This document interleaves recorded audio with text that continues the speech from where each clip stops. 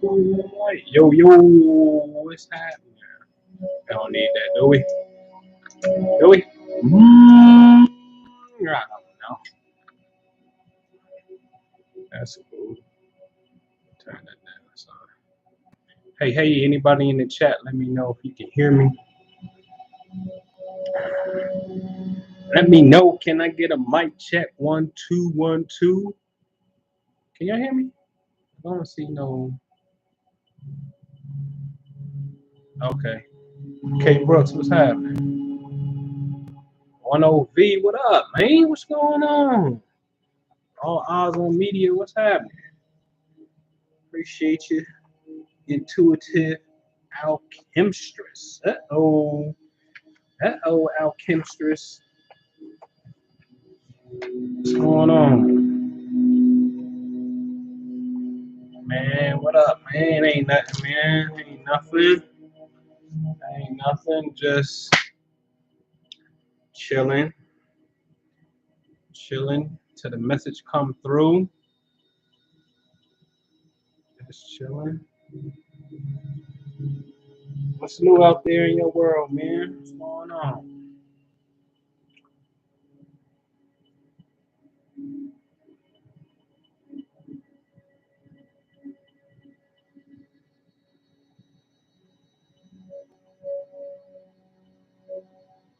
Straight, aka concrete. What up? What up? What up? What's going on? Hello? Man, just got on this YouTube live, waiting on people to come in. Yep. About the what's the nice subject? The subject is let's play love. Leo wins. That's the subject. Yeah. So let me jump on this. Huh? Oh, I got you. I gotta let me I'm gonna go to the I got you. I'm gonna go to the channel. I'm gonna go to the channel and get a link and send it to you.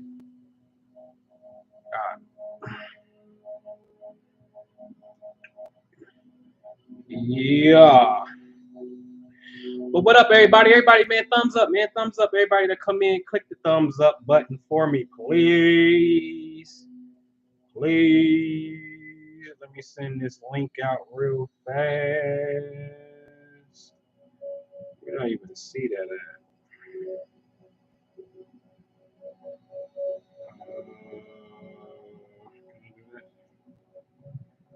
Copy link.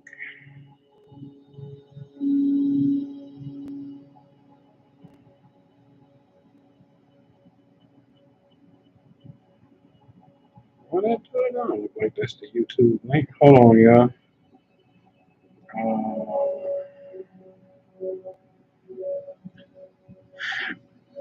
Yeah, man. Somebody drop a question for me, man. We do a quick little pre-show while we're a little early. You know what I'm saying? So drop a question for me, please, if you got one. Share. Hold on, yeah. Copy. We do it this way.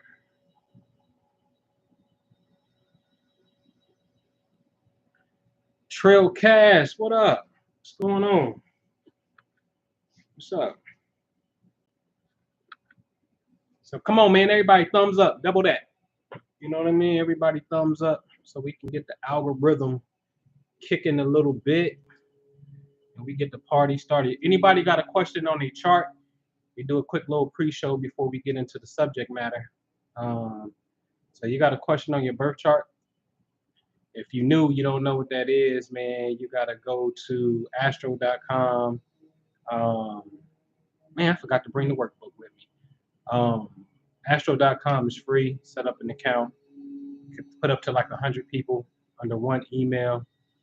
You know what I'm saying? And then you start to educate yourself on the placements of where the planets were at when you were born.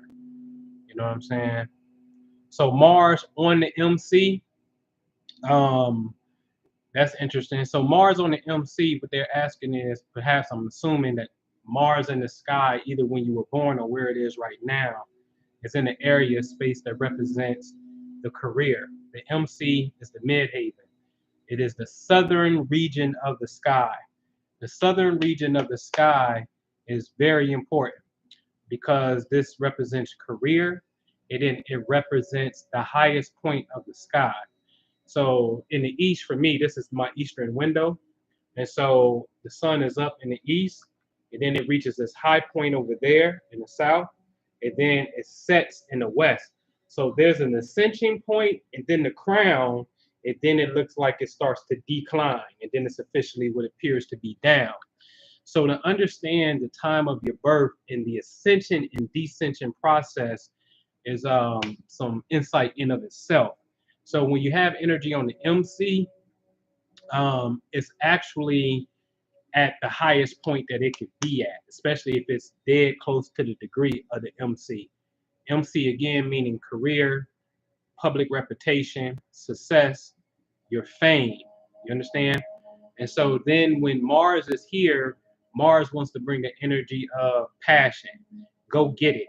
It's a crazy drive.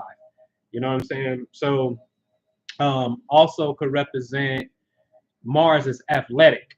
So in the 10th house, which is public, this is somebody could be, maybe a little good at, the high school star, you know what I'm saying? Or the college star. What up, Nikki? You know what I mean? So athleticism could have been your thing.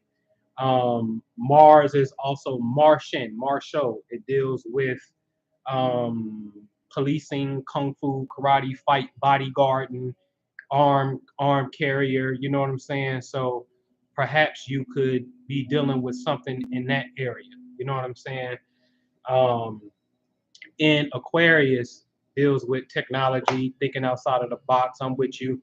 I got Mars in Aquarius too when I was born. You know what I'm saying? So it could be your passion, thinks outside of the box. Again, deals with technology. Aquarius has this aspect of humanitarian efforts with it, like the Red Cross, being a part of some type of social group that's about change. So with Aquarius on the midhaven, it may not necessarily be about work per se. It may be something that helps. The gratification can come through being a help to people. I always say Bob Marley, Huey P. Newton, those were some really, really dope Aquariuses. You know what I'm saying? And so I'm gonna tell you who got Mars in Aquarius. Tupac. Perfect example of what Mars in Aquarius looks like. It's a passion of truth for the people. Tupac is considered the greatest not because of his lyrical content in the sense of lyrical ability. It was more or less his raw passion and his political truth to be outspoken.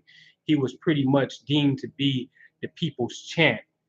But that's Mars in Aquarius. You see what I'm saying? So in the midhaven, you are to do something great as it pertains to the uplifting of humanity of some sort, or perhaps again it can filter down into technology. All right. Be careful with conflict with authoritative figures because the 10th house is the area of space that deals with authority, and then which is government in a sense, and then Mars is martial police.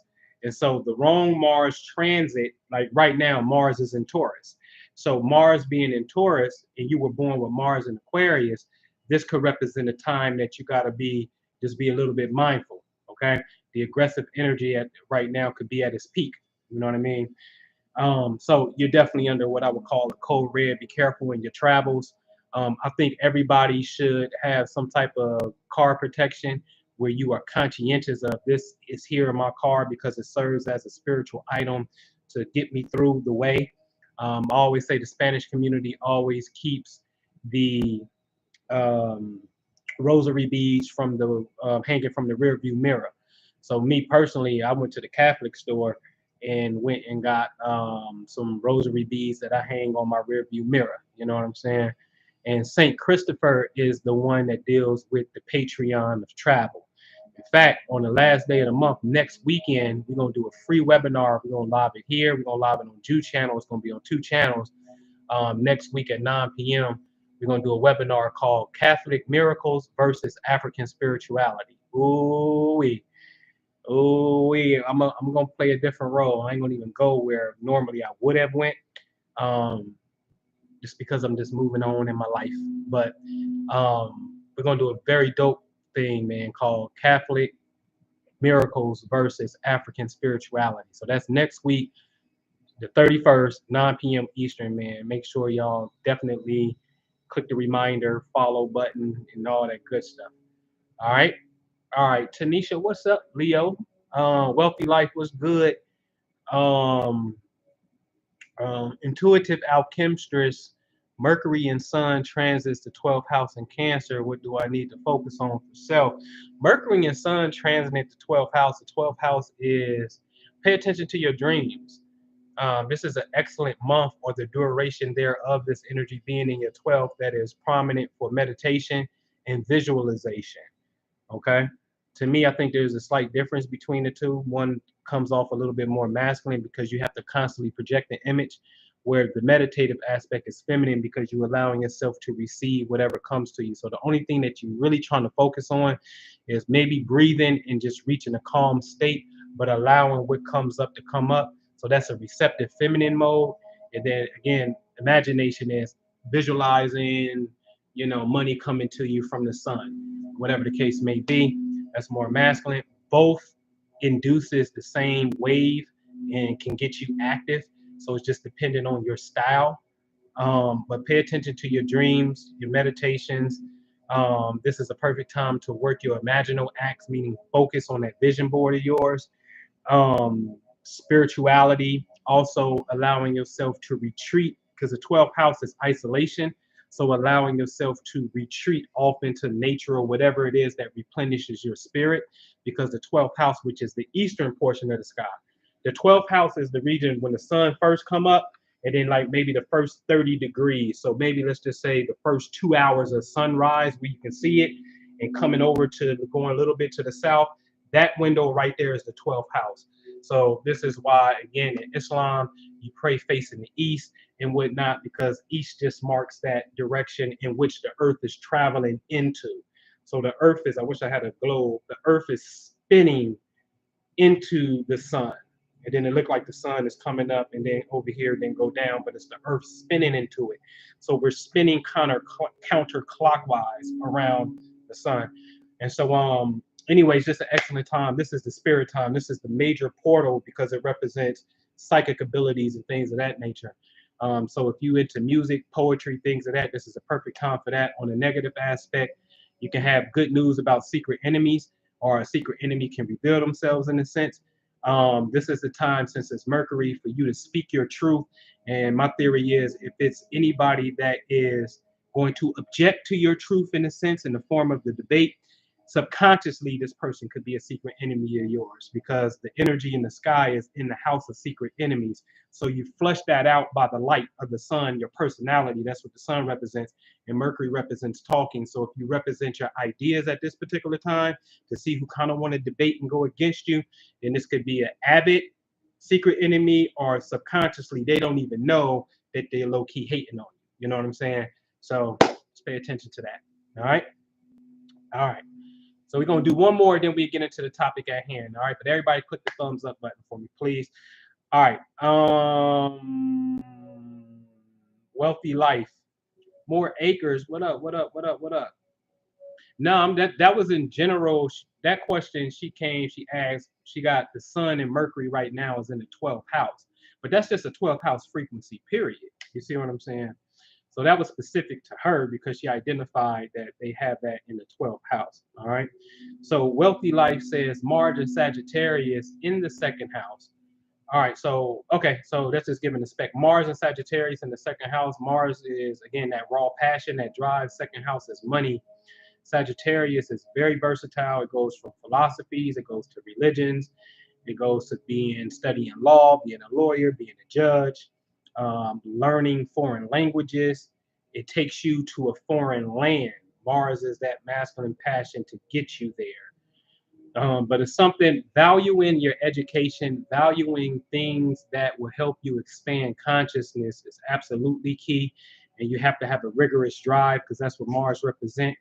And the moment that you do that, you have the ability to turn that into some type of financial gain, because the second house is finances. Okay. So it don't have to be, it can just be your value. because the second house is values and money.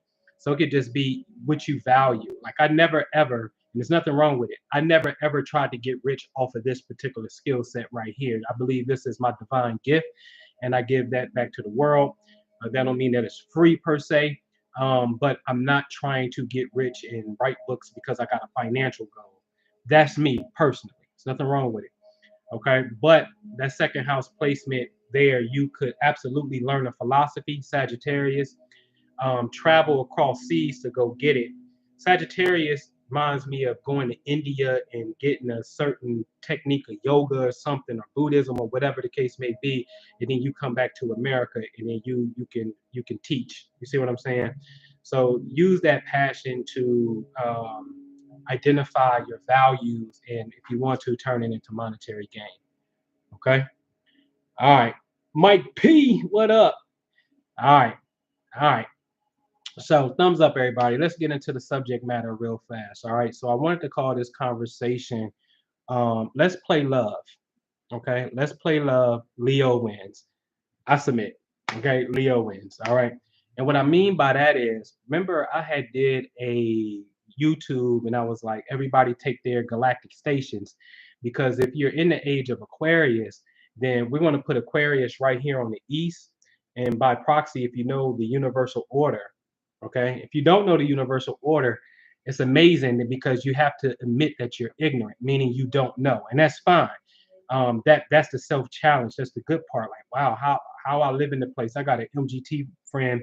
Um, she don't really believe in astrology. You know what I'm saying? But my challenge is, how can you say you God and you're the consciousness, but you don't even know the universal order of this place that you're God of? That don't make no sense to me. You see what I'm saying? So anyway, um, Leo would naturally be on the western portion of the sky where the sun sets in the age of Aquarius. That's where Leo rules. So technically, for the next 2,160 years, which is the duration of the age, Leo is the boss of relationships. I will say this: everybody, since it's the age of Aquarius, everybody has to have the Aquarian instruction and touch to it. That simply means think outside of the box, be unorthodox, have a love for humanity, uplift people, right? Because it's about friends and socialization type of energy. Don't mean you have to be a social butterfly, but it's about doing the right thing by people, okay? Because it's the uplifting of humanity that takes place. And again, thinking outside of the box, and it's the energy of technology. So every station around the wheel, since Aquarius sits like this, Aquarius sits in the east, and Aquarius is governing the whole thing.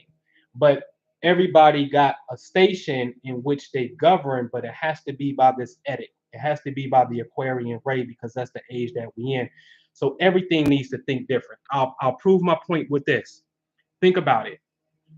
The age of Aquarius is technology. That's a fact. We got Uber, we got Airbnb, we have Bitcoin.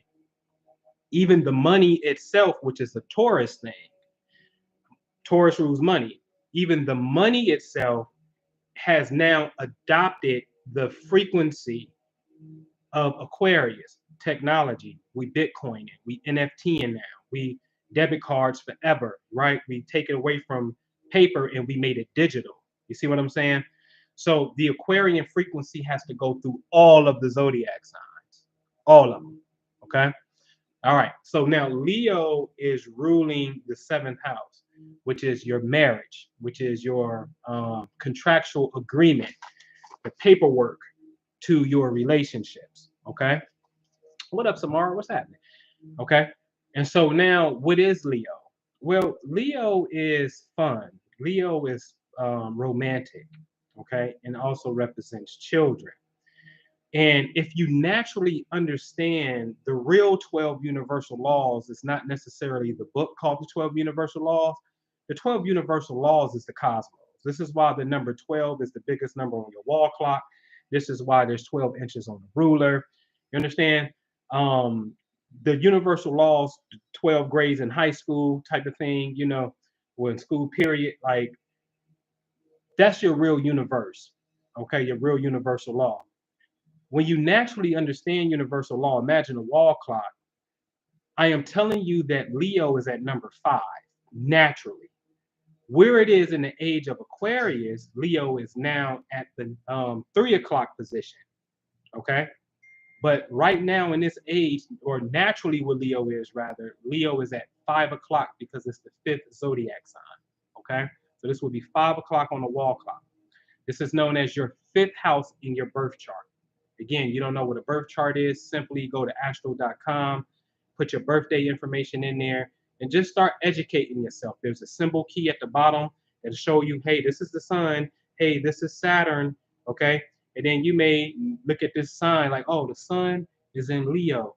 Oh, okay, let me Google that, sun in Leo. Oh, sun in Leo, these people are generous, they're happy, they're outgoing, they love children. Oh, okay, cool. That's, you know what I mean? You start to piece it together, okay?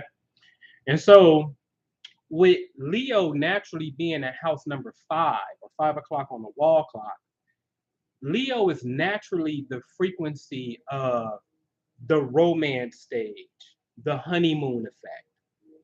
Very important because as time progresses through the relationship, we lose the honeymoon effect. The mask come off and things start to get, I don't know, maybe regular per se, and maybe things ain't getting regular. Maybe what's happening is, we don't know how to keep the flame.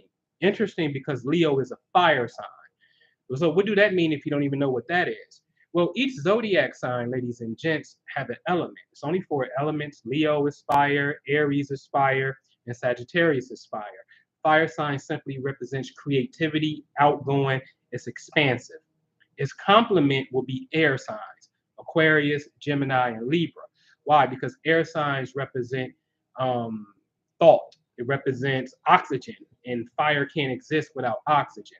So it's also outgoing in this nature because it's air and it thinks a lot. It wants to write. It wants to talk. You understand? So it complements one another, just like the earth signs and the water signs complement one another. So Leo is a fire sign, which represents that spark of creativity. Okay. Now, again, understanding that house number 5, this is a place of, hold on one second, y'all. Okay. So this is the place of fun. This is romance. Let's go out on a date. Let's look under the stars. Let's have fun. This is the fun stage. This is not the commitment stage. But I always say this is very funny because Leo can rule love and romance, and it does, but it also rules children. So how do children get here? Children get here through the act of sex. So since what often happens with the Leo energy, when we all exhibit this energy. Remember, the zodiac signs are nothing more than an aspect of your psychology. You have to really understand that. Because if we were to open the skull up, we would see these 12 pair of cranial nerves in your brain. Okay? So it's 12 out there, but you're just a microcosm of the macrocosm. So therefore, it's 12 inside of here. This is the world right here. Okay? Remember in the Egyptian pantheon, Ptah was the wave. That's Ptah right there. It's emanating from right here. Waves of consciousness. That's all this is. We're just waves of consciousness vibrating through the vast openness of space. Okay? That's it. All right? So children get here through sex. And oftentimes what happened through with the romance aspect, because this is love, which is Leo, this is fun, this is the date, this is romance, then that romance starts to progress. Okay? So at the first stage of the honeymoon effect, this is Leo. It's fun and it's all good. Okay? Phoenix Sundance, what's up, beautiful? So it's all good right here. Okay? All right. So now, remember, I said Leo naturally is at 5 o'clock on the wall clock. So what's about to happen is in the age of Aquarius, we're going to move Leo from 5 o'clock on the wall clock and go past 6 o'clock. I'm sorry, go past 4 o'clock and go up to 3 o'clock. So Leo now sits at 3 o'clock on a natural wall clock. And 3 o'clock on the wall clock, when you're looking at a birth chart, is known as the descendant. It's the western portion of the sky. The western portion of the sky rules relationships. This is how you know. Couples always find it romantic to walk on the beach at sunset. Sunset is like one of the most harmonizing and romantic things that you can do if you're by a body of water and the sun is setting into what appears to be into the ocean, right? Because that region of space, when the sun is about to set, that's the region of space for 2 hours, known as the seventh house in your chart, that the light is actually shining into relationships for everybody that's on that particular side of the earth. Because remember, at sunset for me in the west, in California, the sun ain't setting. It's not in the west. You understand what I'm saying? They're 3 hours behind, so more for them it's just passing the south. Okay, and so we don't have the same reality. So this is a universal thing based upon where you're at in real time. Okay, or time of observation. Same thing. Okay, and so now sunset is the time that you're really supposed to be going in with your significant other. It is by far, for me, it is one of the most magnetic energies that you can just feel. Like you can just, the energy's different when it's sunset time. You know what I mean? And that's because your portion of the earth that you're on is turning away from the light of the sun. So therefore, the Earth's magnetic field is where you're at is no longer getting bombarded by solar rays, okay? And now the magnetic field is about to start to rest. Hence, things when you go to sleep at night, things you're resting, but things are growing. So the magnetic field is starting to change at this time, okay? Well, again, to mirror the cosmos, because you come from a great people who built pyramids and edifices to the stars, but they're also talking about internal psychological processes. Remember, the pyramids just don't point to the stars in Orion belt. There's something in your brain called pyramidal cells. There's cells that look like pyramids. There's something in your brain called astrocytes. There's cells that look like stars. Okay? So it's all within. All right, so at this time at sunset, this is the time that we are to really reinforce that bond and have that romantic walk on the beach, regardless to not having the beach to be romantic on. Okay? All right. And so show you a case in point with this. In the Jewish pantheon, in the Jewish religion, Friday evening marks the beginning of the Sabbath. Okay? It's a holy day for them. So you ain't gonna get no business done on Saturday with them because they're observing the Sabbath until Saturday evening. Okay? Well, at the beginning, right before sunset on Friday, 18 minutes prior, the woman of the house has to light the Shabbat candles. And she's going to say a prayer, maybe the Shema or Israel, you know what I mean? Say this prayer. And she's going to wave her hands to basically invite God in after she lights these candles. But only the woman can light the candles, unless you're single, but only the woman can light the candles because she is a representation of what's known as the Shekinah, which is the feminine presence of the divine, of the creator. So the Jewish people, which you know, that's one of my favorite pantheons to study, they have a very interesting thing, and it's very dope because the Sabbath marks the seventh day, correct? And I always was like, why 18 minutes? Now you can go look this up. They light the candles 18 minutes, not 20 minutes before sundown, not 17, 18 minutes. And then it dawned on me, the periodic table has what? 18, I don't know if it's columns or rows, I forget which one is which, but it's 18 across and 7 down. So I think it's 17 columns and 7 periods going down. And I said, yo, stop playing. So the 7, and yeah, think about this. Because it all starts with what? Hydrogen, which is the light. And then everything is basically a play off of, correct? All right. Oh, this right here. What's up, Cheyenne? This is live, so it's gonna be right here. You know what I'm saying?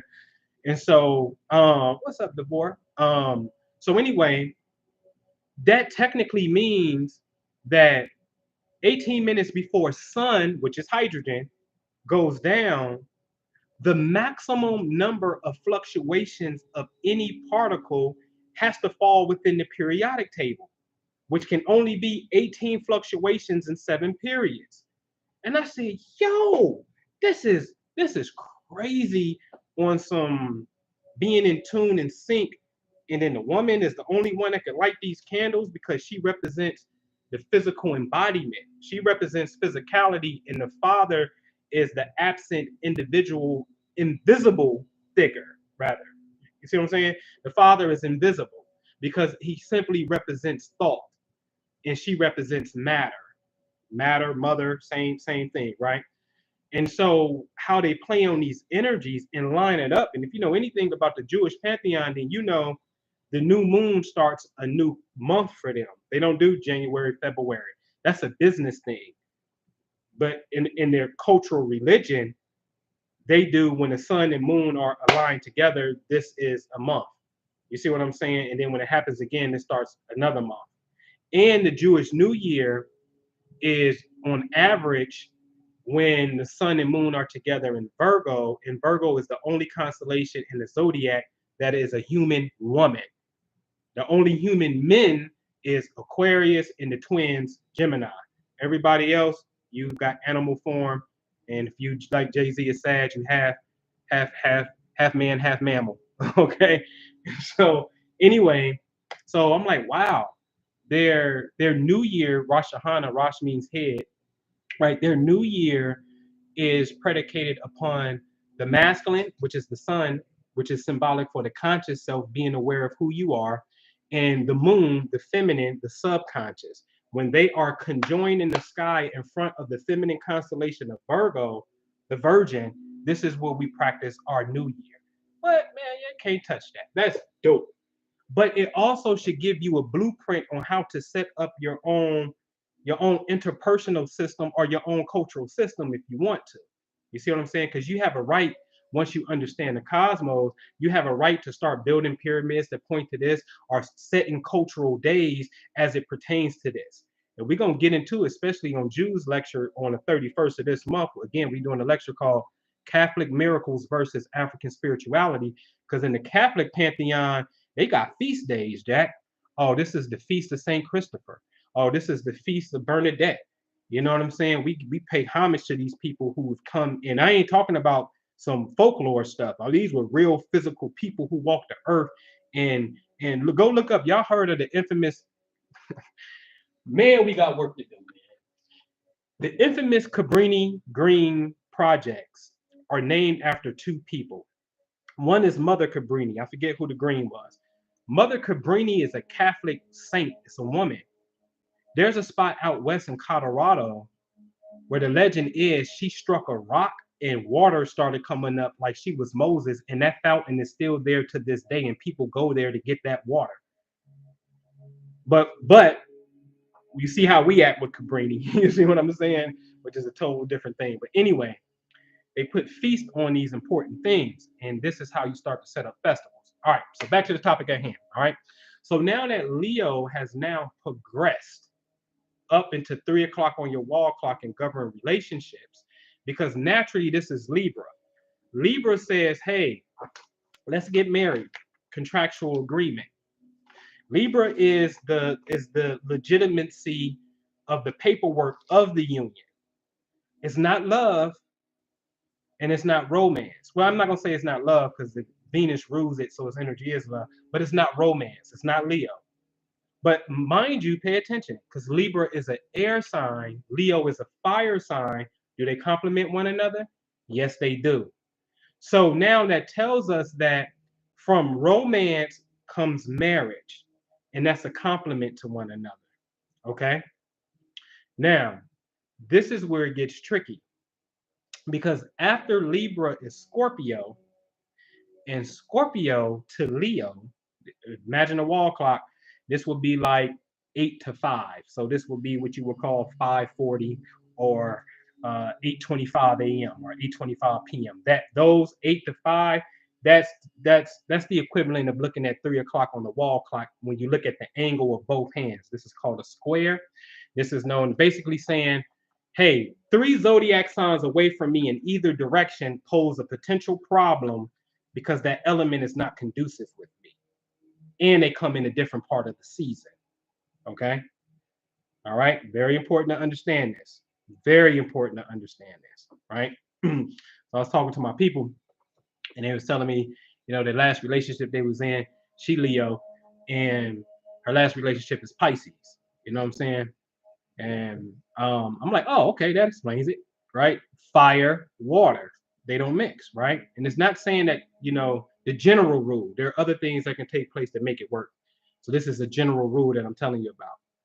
And so when you got fire and water, you always gonna have to introduce some type of medium. And even then that don't work because if I put fire to a pot and I got water in that pot, over time, that water is going to evaporate over time. Okay. And if I put water on fire, it douses it out. And if it's not enough water, then it gets evaporated. You see what I'm saying? So the energies don't mingle well.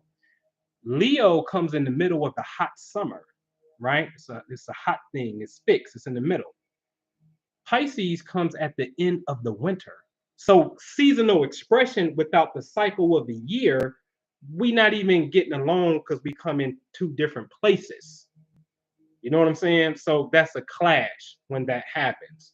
Because elemental wise, which is energetic, the energy don't flow. Okay. So we got to understand these things. So now the trick comes in with Scorpio. Now, Scorpio is the progression of Libra. This is fine because Libra to Scorpio is not bad. It's your next door neighbor. Scorpio is sex. Scorpio is, hey, let's set up life insurance policies. Let's get joint bank accounts with each other. Now, Scorpio, which is a water sign, 8 o'clock on the wall clock, to Leo, which is a fire sign, 5 o'clock on the wall clock, water and fire don't mix. So somewhere along the line, when it comes to as the relationship starts to progress,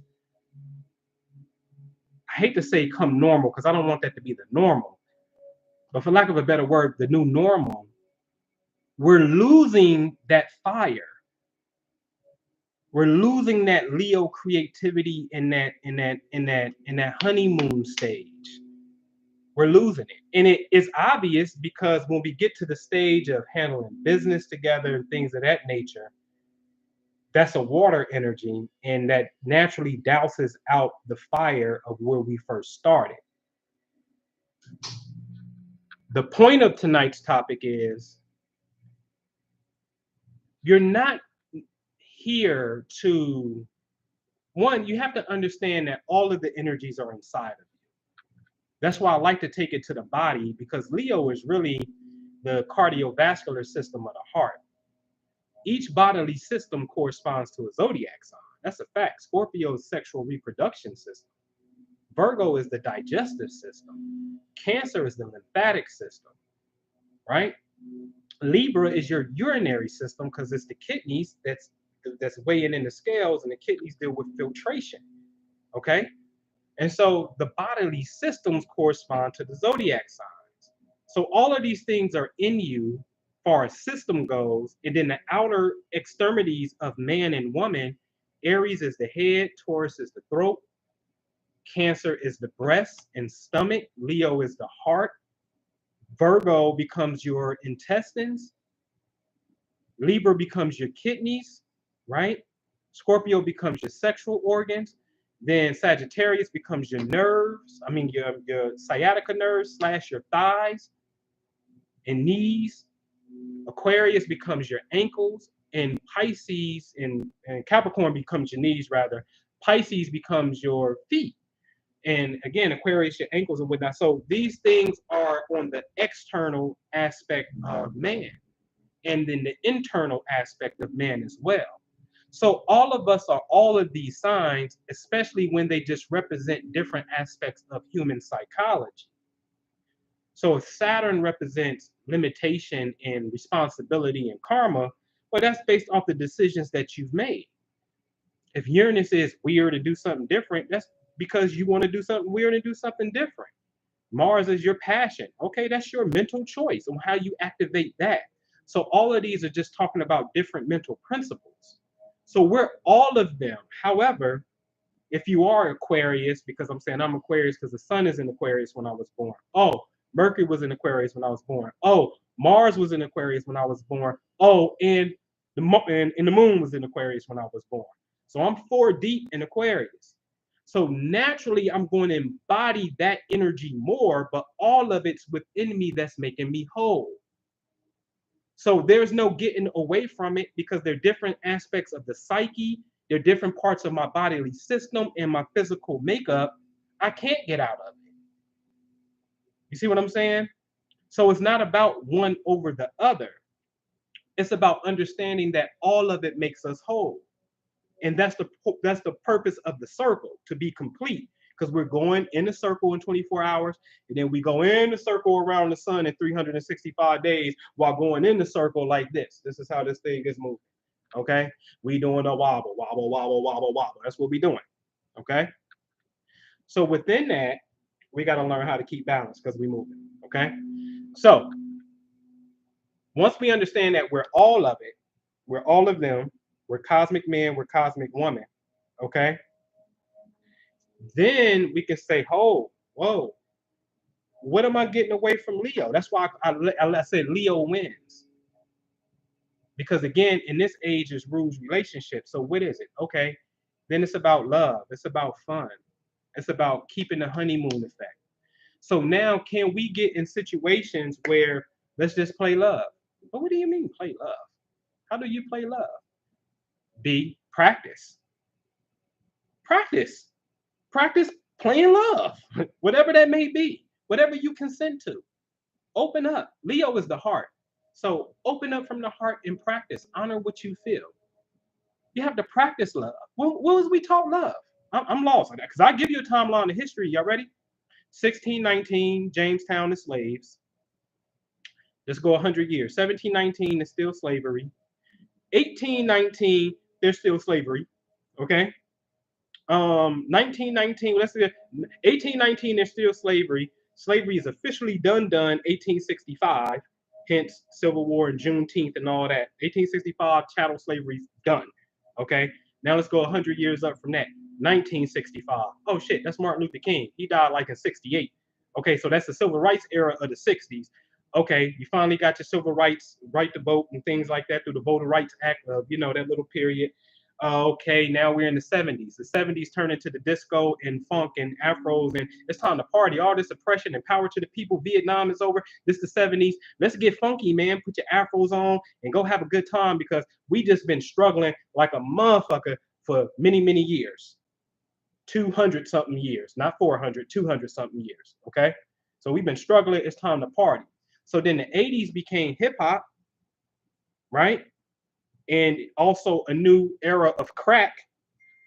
The 90s become off the hook. That becomes so-called golden era, but the 90s is definitely the gang banging era heavy, right? This Crips and Bloods banging on wax, cuz it gets crazy in the 90s, right?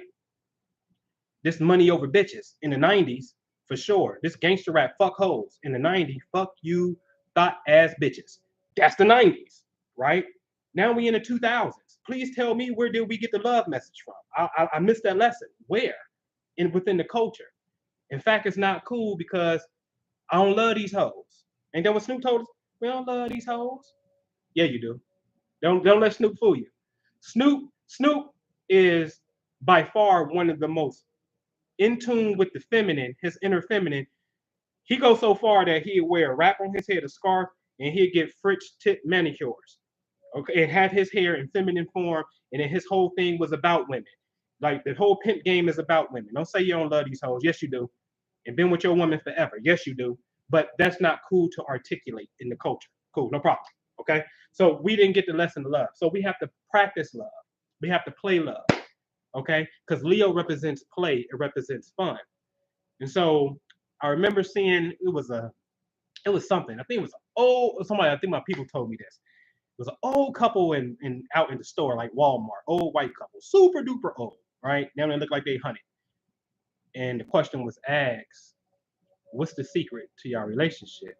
Said, "Oh, we play this little game to see which one can make the other one the happiest." See, that's Leo.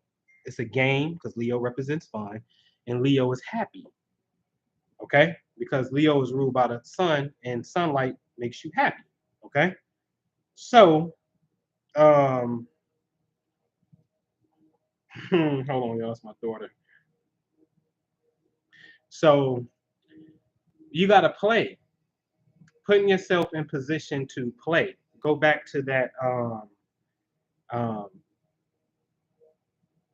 go back to. I was thinking that April Mason. I always think about her. I just do.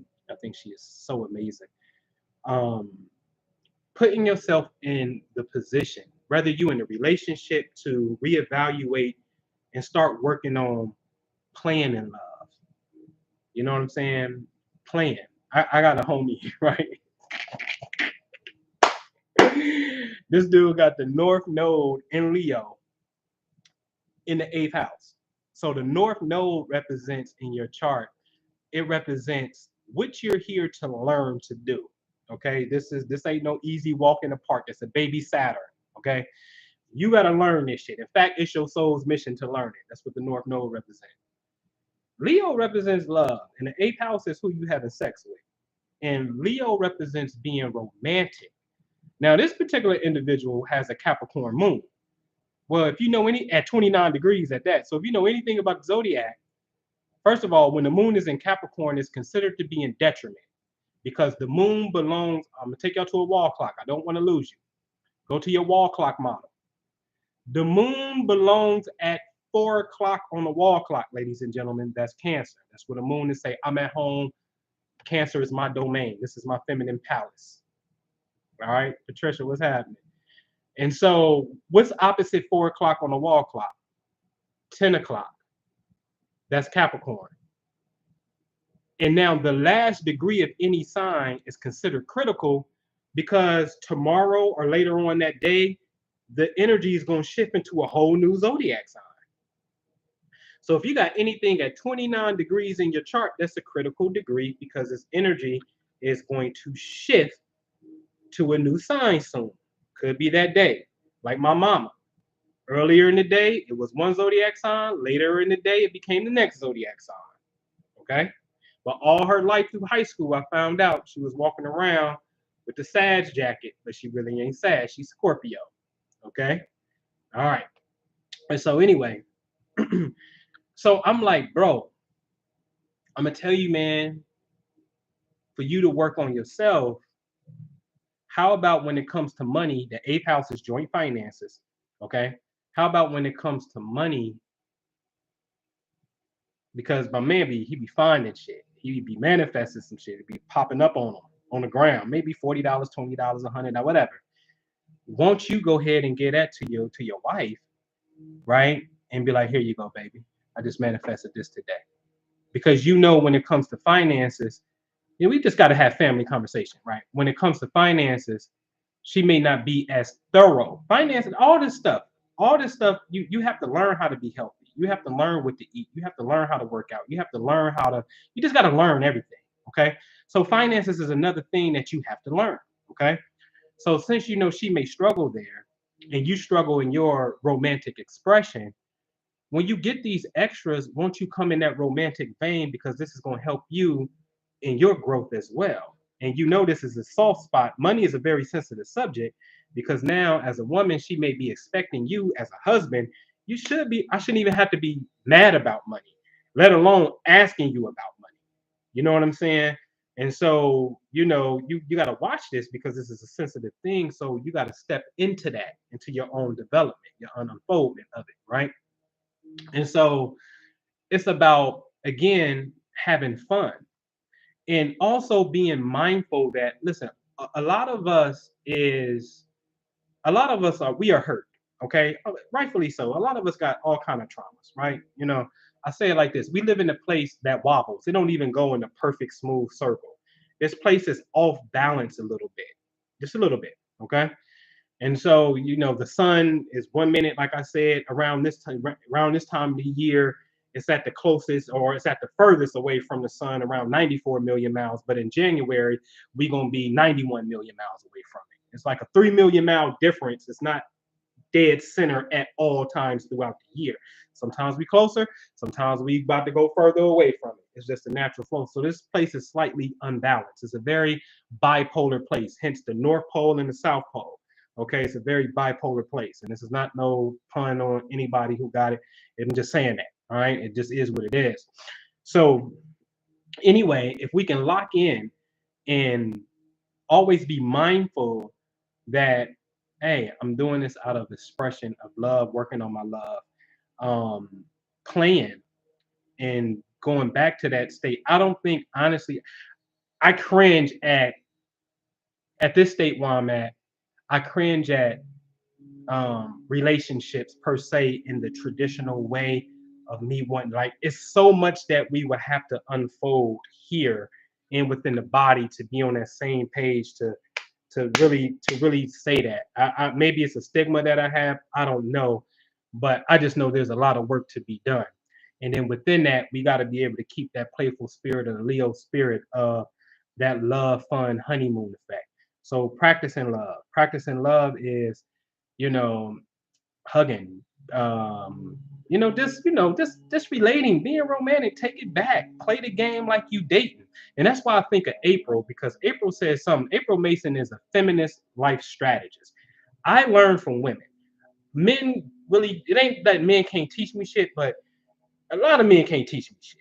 And not to be arrogant, I promise I'm not. There's a lot of men that's just not intellectually as smart as I am. Oftentimes, I got them on that. You know what I mean? Unless it's somebody who has a specific discipline that I need to study for me to put in my toolbox per se. But the average motherfucker can't touch me. I'm just gonna be honest about the shit, right? And so I learn, and when it comes to relationships anyway, I don't want to learn from another man. I want to learn from a woman because a woman is what I seek. You understand what I'm saying? And so when I watch somebody like April Mason that's laying this shit down on the female aspects, that's also teaching me how to be a man. Okay? For real, for real. And so this is why men gravitate towards her, because it helps us become better. Yes, I believe that in relationships is always going to produce three energies, ladies and gents, every single time. Either we're going to increase and this is going to be good, or we're going to be neutral and we ain't really getting nowhere, or this is some traumatic, trauma, toxic shit and it's going down.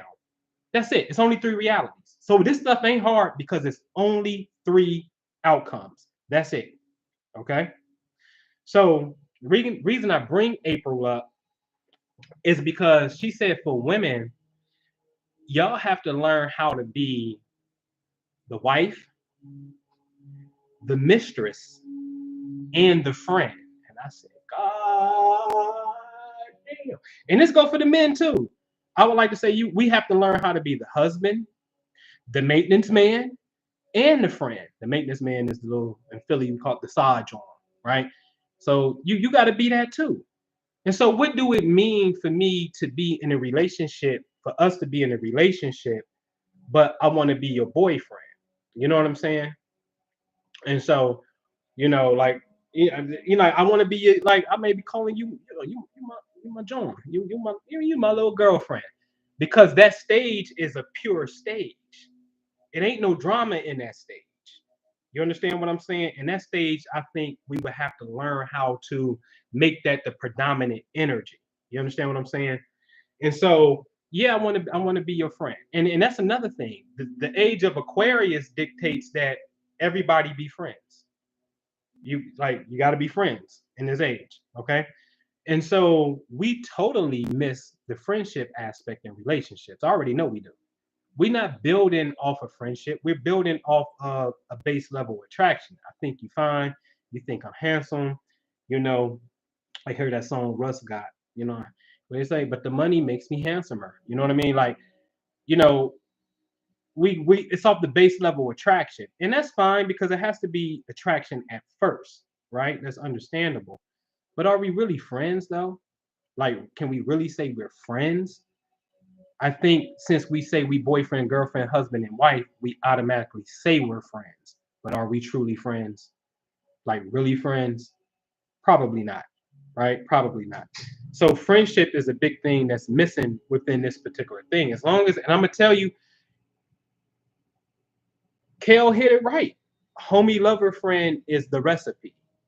Homie lover friend is absolutely the recipe. And again, it goes back to the homie lover friend is what is that?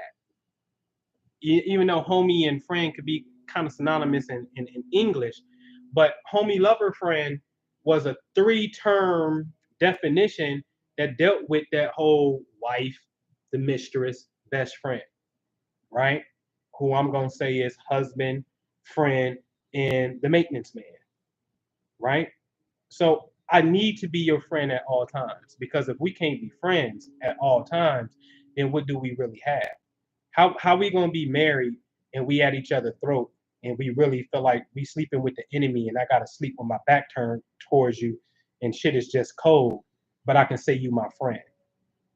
Because do you fight your friends? Do you go as far as get into physical violence with your friends? Because that ain't what friendship is supposed to be about. That don't mean you don't have disagreements. I'm not saying that. But at what extent do we, the extent we be going? It's just unnecessary. And so I believe if we play love, all right, and shoot some questions for me. If we play love, we're gonna be in a great place. It's like taking it back to that dating aspect, whether you're in a relationship or not. You know what I'm saying? And being able to play love. You know what I'm saying? Honor that.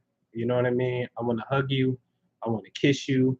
Um, whatever it may be. I just want to breathe with you. I just want to today. I just want to take a time out and go down to the river and put our feet in the water and just look at the planet Saturn come up and look at the moon come up right behind it.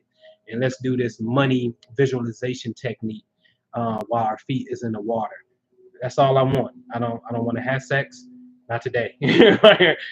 Not today, right? But I don't want to do that. I just want to relate. And it may be a moment where, the energies may want to. Can you even be open to love? Like a lot of us feel like we have to be guarded. I was having this conversation today where our love has to be earned. And it does to a degree. Um, let me rephrase that. Your position in my life has to be earned because obviously there's boxes that need to be checked off, right? But how I express my love shouldn't have to depend on if you earned it or not. I'm just an embodiment of that divine love. That's me. I love. So therefore, you're going to feel it. That's part of the reason why you want to be with me because you feel the love, right? So I don't have to withhold that. Now, that means I could withhold certain actions on how I express the love, certain levels of intimacy and things like that, without a shadow of a doubt. But to be open enough to just love and let that be like my language, let that be my core, the energy I give off, I don't have to be closed off from that. Because I'm going to tell you, in my opinion, I think that the whole world is upside down and everything that I ain't gonna even say was taught in a sense, the things that we observed, the behaviors that we observed, because many of our parents didn't tell us shit. Okay, we just observed, right? Many of the things that we observe is not necessarily the way. You know what I'm saying? It's just not necessarily the way. You know what I mean? So we got to do something that is radically different, and that's what again this Aquarian age wants us to think different. And so again, Leo being here on the seventh house cusp, dealing with relationships, but with that Aquarian influence, then this is the place of homie lover friends. Sage G24, what up? This is the phase of homie lover friends. You know what I'm saying? The best of all of it. You know what I mean? Because if being your friend and having space, like I love my space, I'm an Aquarius. There's 4 signs that can go for space in a relationship: Aquarius, Aries, Gemini, Sagittarius. Even if you're not those signs, but you have planets in those signs when you were born, um, or your rising sign is one of those signs, especially your DC, which is relationships, your 7th house cusp is one of those signs, then you can go for a little bit of space in relationships.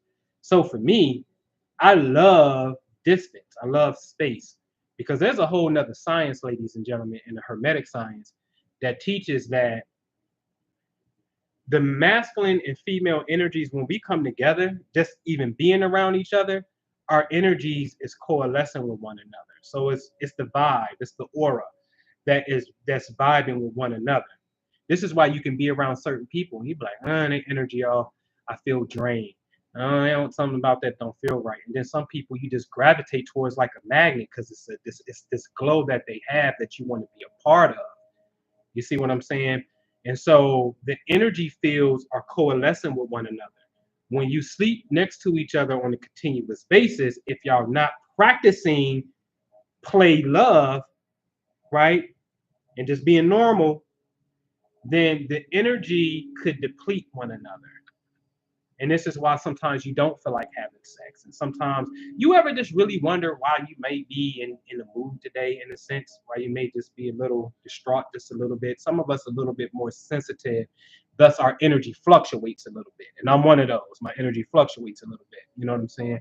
It's not even feeling the same way every single day. You know what I mean? But your energy can, just by being next to somebody, could be depleted. So for me, the space allows me to charge up.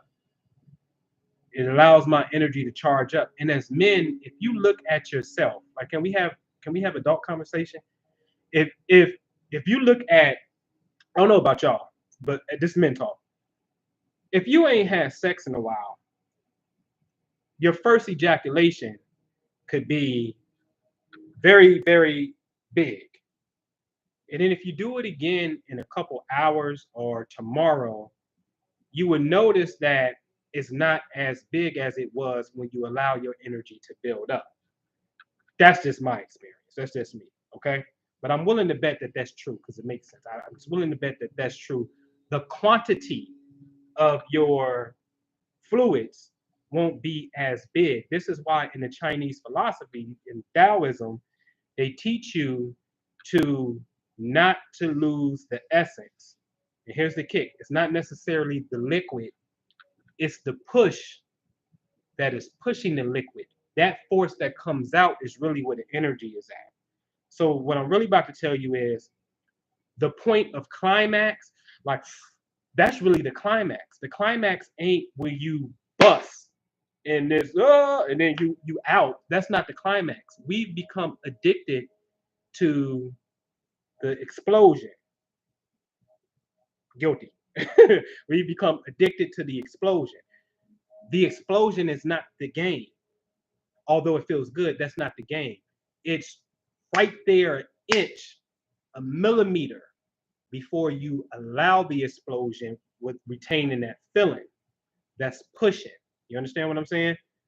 If y'all understand that, throw some sevens in the chat, man.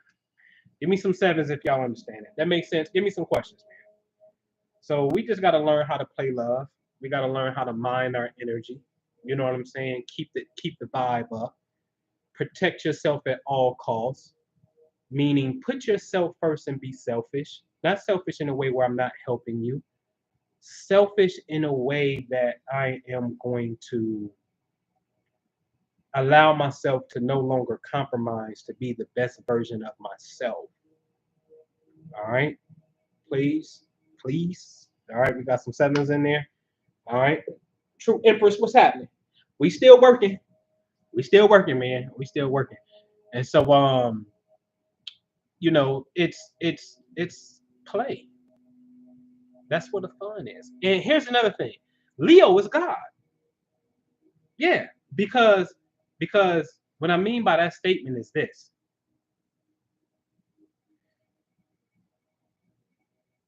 the sun rules Leo, and without the sun, we will die.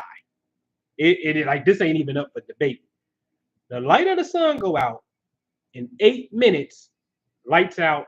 It's time to get ready to die. Okay, in 8 minutes. Okay, so the sun is life force energy. Hence, in Egypt, you always saw these guys depicted with the sun on their head. It is life force energy. We all know that. We get that basic. These plants, they need. Did I show y'all the new? Y'all see, I got a new money tree over there. But they need light. So the light rules Leo. So therefore, this is why Leo think they the boss, because it's the sun and all the planets in the solar system go around the sun. So Leo thinks they're the boss of shit. You know what I'm saying? And they are, respectfully so. You know what I'm saying? So, um, yeah, that's where the life force is at. So it's that frequency of light that we have to understand. Again, the ancient Egyptians were masters. They built something called the Sphinx. That's the body of the Leo constellation with a human face. And in certain times of every day, that Leo constellation comes up and is looking at it, because we are to embody that energy without a shadow of a doubt. Okay. Now I want to ask somebody a question in the chat, and ask me some questions. So let's go get into a Q&A. Has anybody been seeing black cats in the chat? Let me know if you've been seeing black cats been popping up in your reality. You've been kind of like, wait a minute, I saw 2 or 3 or possibly 4 or 5. Has anybody been seeing black cats? Just say cat in the chat. I just want to know if you've been seeing black cats.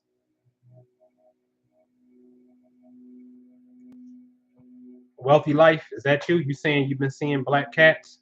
You been seeing black cats? You been seeing black cats, Sage? Okay. You see how a few of us been seeing black cats? Okay. Fred, see, I saw one last night. Right? Okay. Right. When I say it's ridiculous, I can go to different cities, literally, and it's just ridiculous, right? But I remember one year on my Facebook page, it gotta be there, like it was 2013. On my back porch, there was like 8 black cats.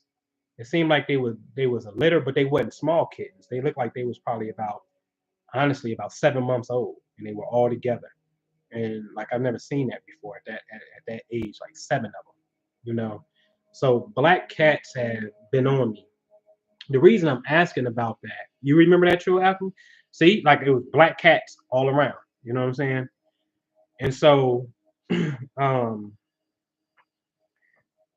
um, I was about to start running my mouth, but so anyway, Leo is the lion, is the cat energy.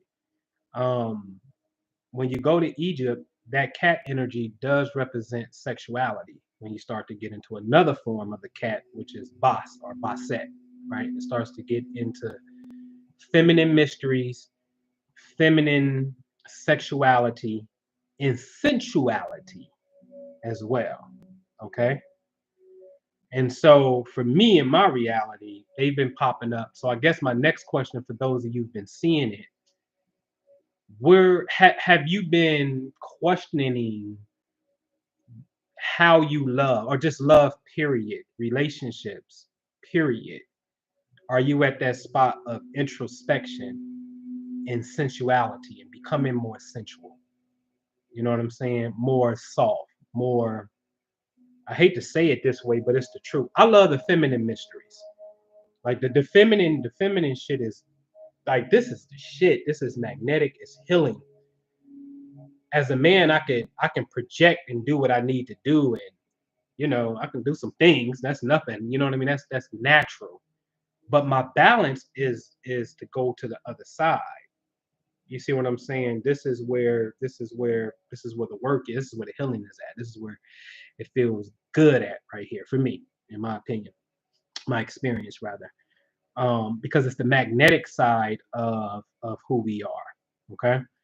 And so if you've been seeing those cats, man, really look at how tonight's message, if it's on point for you, you know what I'm saying? Really think about how you can um, embody and invoke that energy. Like Wealthy Life saying, yes, more happy. You know what I'm saying? Exactly. You know what I'm saying? Once I took ownership of it, then, your reticular system is going to start seeing exactly what it is that you need to see as it pertains to you. You know what I'm saying? And that's it. All right. So, any questions, comments? You know what I mean? Play love. Let's play love. Let's play love. Me and Trill Alchemy played love in 2013. So this is not to offend anyone. I'm not trying to offend anyone. I'm just ain't right. But in 2013, me and Trill Alchemy had um, we had a relationship. We was in a relationship for half a year, right? Um, and it was such a beautiful introduction into the next the next phase of life for me in a sense, and the experiences within it in of itself, like literally, um man, we just grown, man. You know what I'm saying? And early in the morning we were both awakened by a bell. Like, I don't have to lie. You know what I'm saying? Like, she right there. She'd tell you. She woke up and she went like this. She woke up and she was like, you know how you sleep and you hear something, but you wake up and you don't stay up. So it was all like in one motion. It was like ding, like a chakra bell. It was like ding. And she got up. She was like, "What the fuck?" And then she laid back down. And I was like, because it woke like it, like literally, like something was physically present and rung a bell. It said ding. You see what I'm saying? So as you see in the chat, she said that's my whole relationship with spiritual initiation. And see, she's a Leo. You see what I'm saying? And so for me, I just like to reflect. Um, I'm an Aquarius. Um, wife's Sag, fire sign, Trill Alchemy, Leo, fire sign, baby mama Aries, fire sign. Like, you know what I'm saying? There's something going on here. High school girlfriend, Leo, you know what I'm saying? Um, back in 2010, 09, 2010, I had a short relationship with someone, Leo. There's a pattern that's there, unbeknownst to me, until I come into the knowledge and then go back in retrospect and look at my own life and start looking at things and putting it together. You understand what I'm saying? Like, wait a minute, how is all these fire signs? Oh, when you were born, you had what's called a grand trine. It looked like this. It's a triangle on my chart. And at the point of each triangle is a planet. Venus is at the top in Aries, Saturn's in Leo at the bottom left, and then the bottom right is Neptune and Sagittarius. And all of them are about the same degrees, like 12, 11, 13. They all are within like the same degrees, and they form 320-degree angles. 120, 120, 120 is 360 degrees. Okay. So it's just not about the circle of 360 degrees. We can form 360 degrees by 4 right 90-degree angles or by 3 120-degree angles. We can get there however you want to get there. Okay. And so the grand fire trine, because it's only 3 fire signs, it's only 3 earth signs, water and air. And so to have that placement when these energies are about very close to the same degree and they form this geometric pattern that looks like the pyramid, you have that, and it's fire. It was in the fire signs for you, young man. So you're going to go through your life attracting, especially with Venus and Aries, the feminine component. Venus represents the female psychology. Google it. Venus astrology keywords. They're going to tell you Venus represents feminine energy. It represents beauty. So it's a feminine thing. So where Venus is at when the man is born, I always tell you this, you can see directly into his psychology about women. That in the moon. but for sure Venus, you know, you can see what he's looking for in marriage partner. I got that in Aries in the fire sign. So I've always attracted fiery type of women. You see what I'm saying?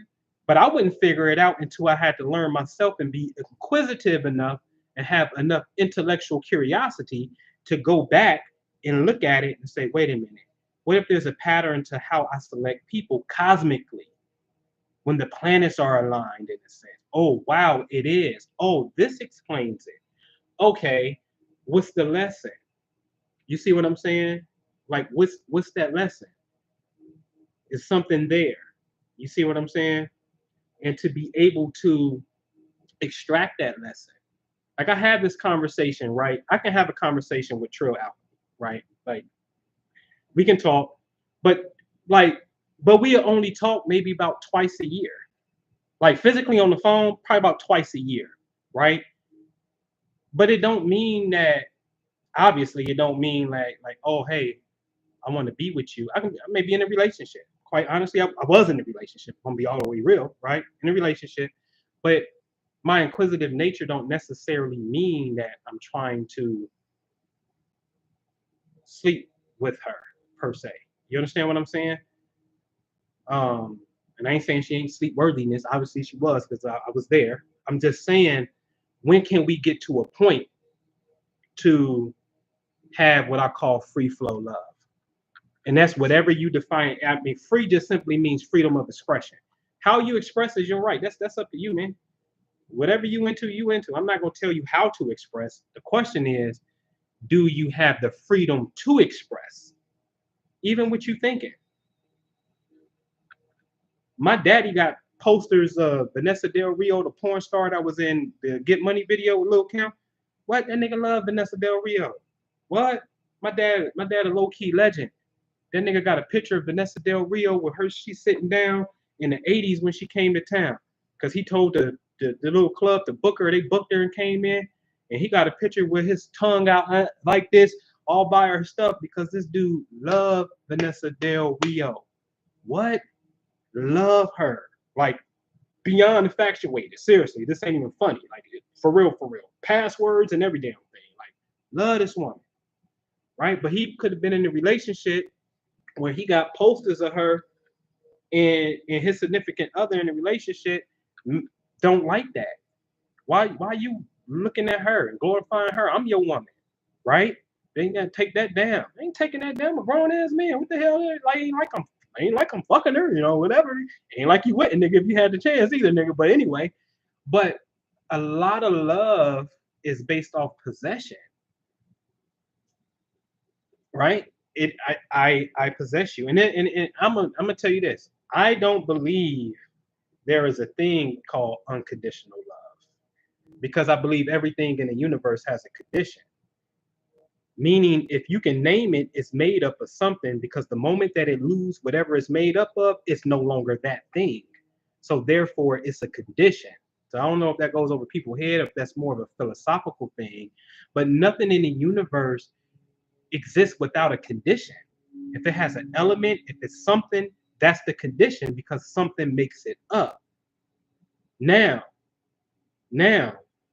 that also means, to a degree, love is controlling, because it's controlling to the level of my comfort zone. Now, you can be in this, we can be in this, oh, it's unconditional, I love you. But if we in a relationship, right, and you say, this is unconditional love, and then I start shitting in the bed, you gonna trip out. I'm thinking you're gonna start tripping. So whatever it is that you call disgust, and I start exhibiting those traits, you telling me you ain't gonna switch it up on me? Now, you lying, then let's just say you can't tolerate this. I want to defecate on you. That's my new thing. I want to defecate on you. Sidebar, it is not my thing, ladies and gents, but I have to go extremely gross to prove my point. I want to defecate on you, okay? You're not into that. I keep trying. It's so bad, I'm sleeping with the feces now. That's what I want to do. I want to be Dookie Man, okay? You don't like it. You still gonna be with me, or are you gonna stop? Eventually, you're gonna stop being with me, right?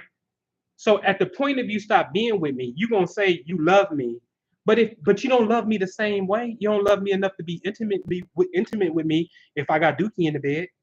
So is it unconditional love? With nothing in the universe. I mean, absolutely nothing in the universe. If you want to take it down to hydrogen being the most simple, and then when you look into that, it's like, oh, well, no, sir.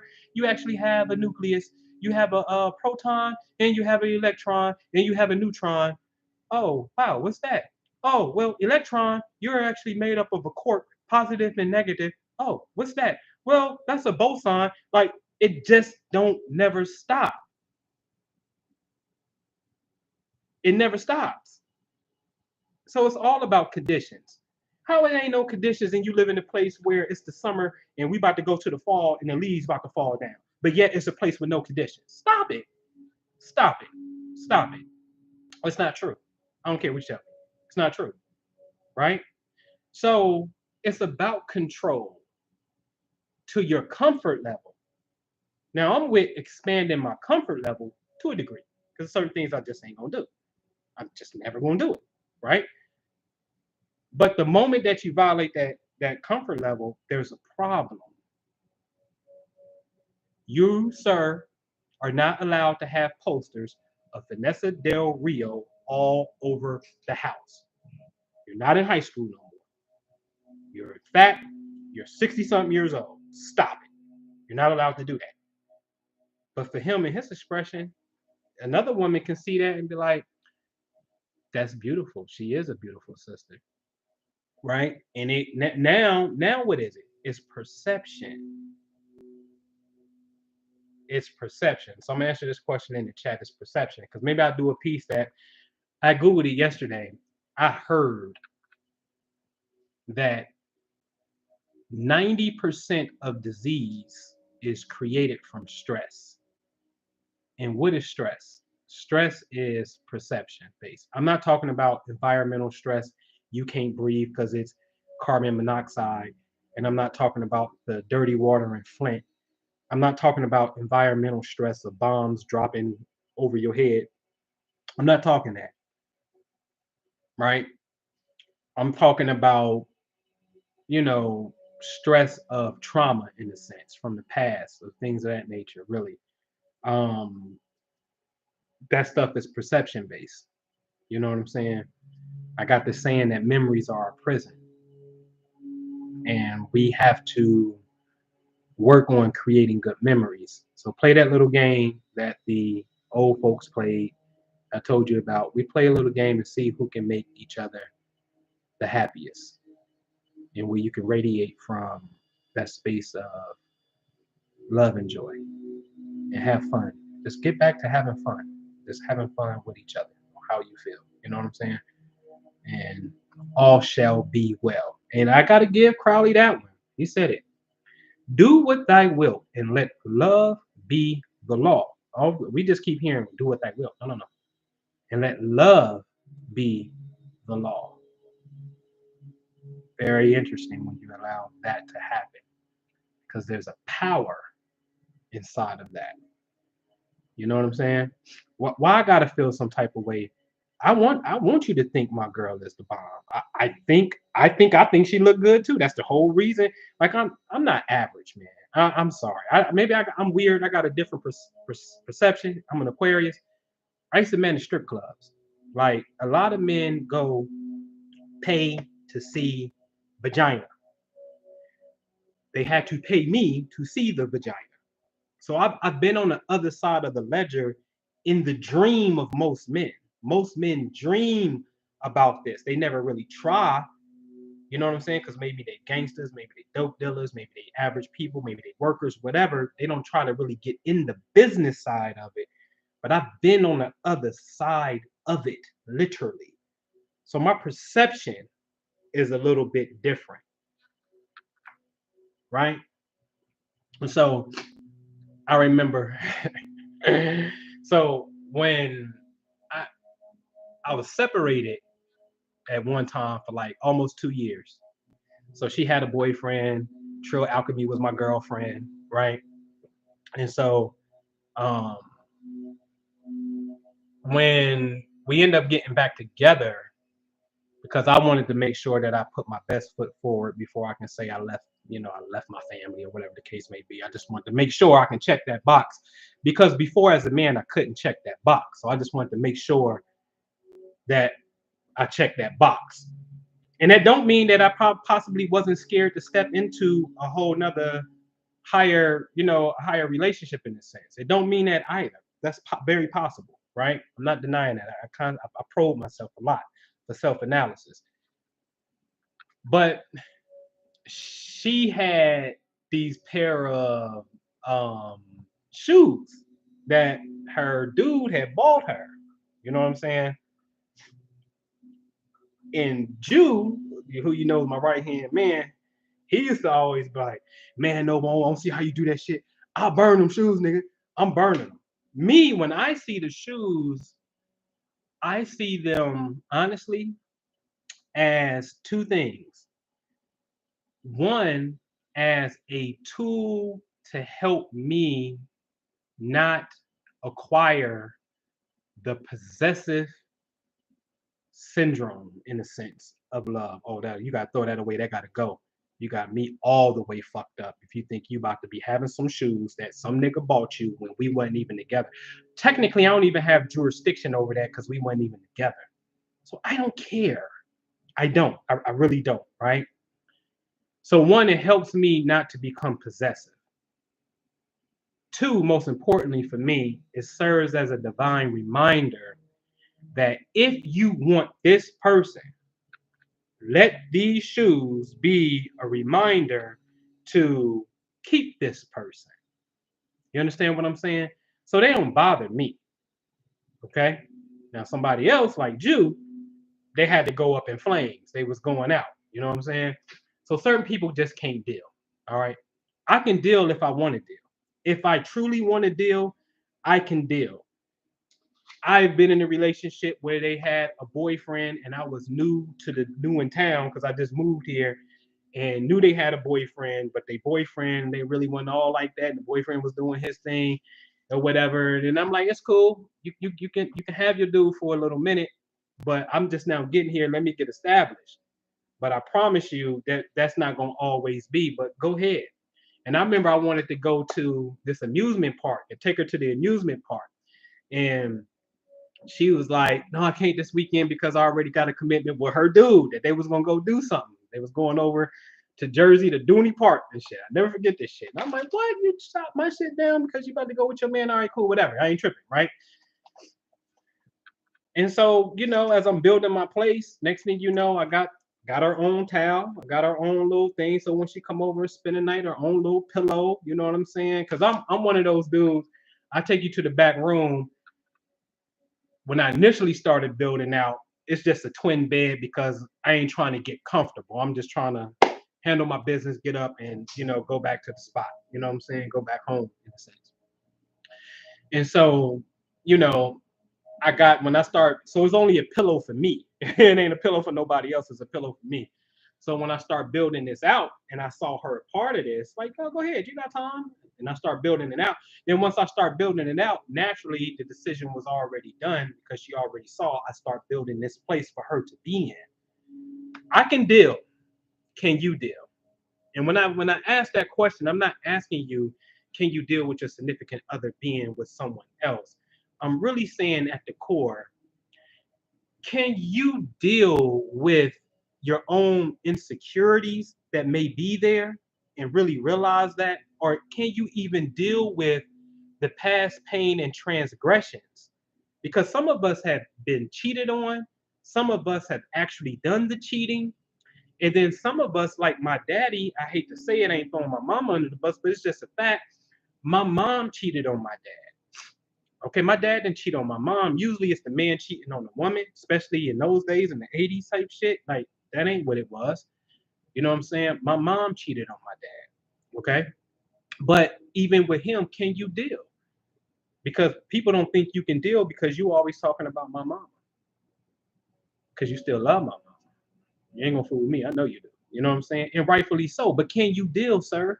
Can you deal with the fact that right now this dude got lazy boy recliner chair that he had since the 80s. And I'm like, man, how long you had that? That's the first thing I bought when I married your mama. I said, oh, that's why you got that.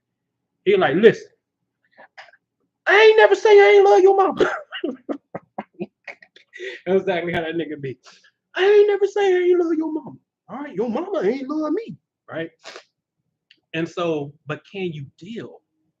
Meaning, do you have what it takes to let go, learn a lesson, heal, and move into a space of love? I submit to Leo. You rule the West, I rule the East. We're just talking about galactic stations. It has to be Aquarian, unorthodox, and we can play this game of this wheel of life. Everybody think outside of the box a little bit here. This is the age for you to think outside of the box. Aquarius represents the aspect that rules your genius. Everybody has individual aspects of genius. The planet Uranus rules Aquarius. Uranus is the planet that rules the nerves, the nervous system. Nervous system is what? Electrical impulses. It's the conveyor of electrical impulses. What are electrical impulses? Your thoughts, your heart. That's where the game is at. Learning how to align these two. And I got the technology here that will show you if your heart is in sync with your mind, and if your mind is in sync with your heart. Because when these two don't have what's called a coherent signal, you're in trouble. Because your body's in a state of, your heartbeat is irregular a little bit. This is stress.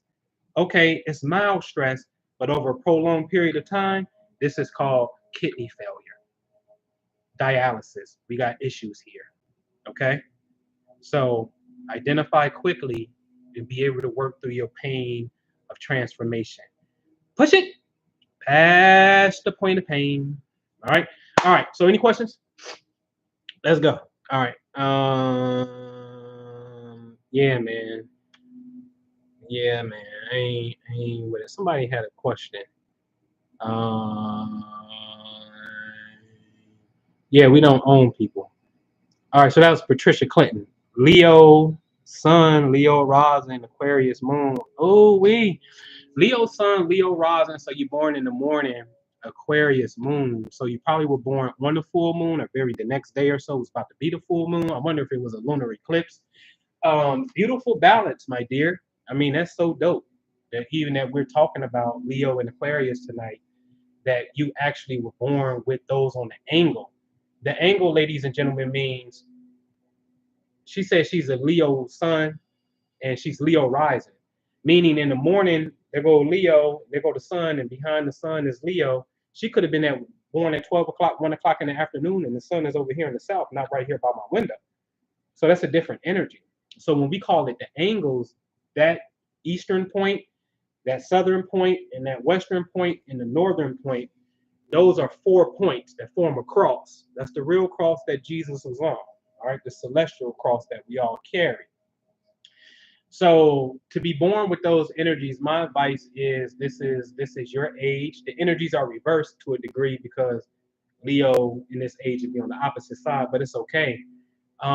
It shows me balance, and it shows me, I think your biggest struggle is going to be, because Leo energy is a little clingy. Okay, I have to say that. I think Leo and Libras kind of go really good because Libra is the clingy of the air signs, where Gemini and Aquarius are aloof, and we ain't really all clingy like that.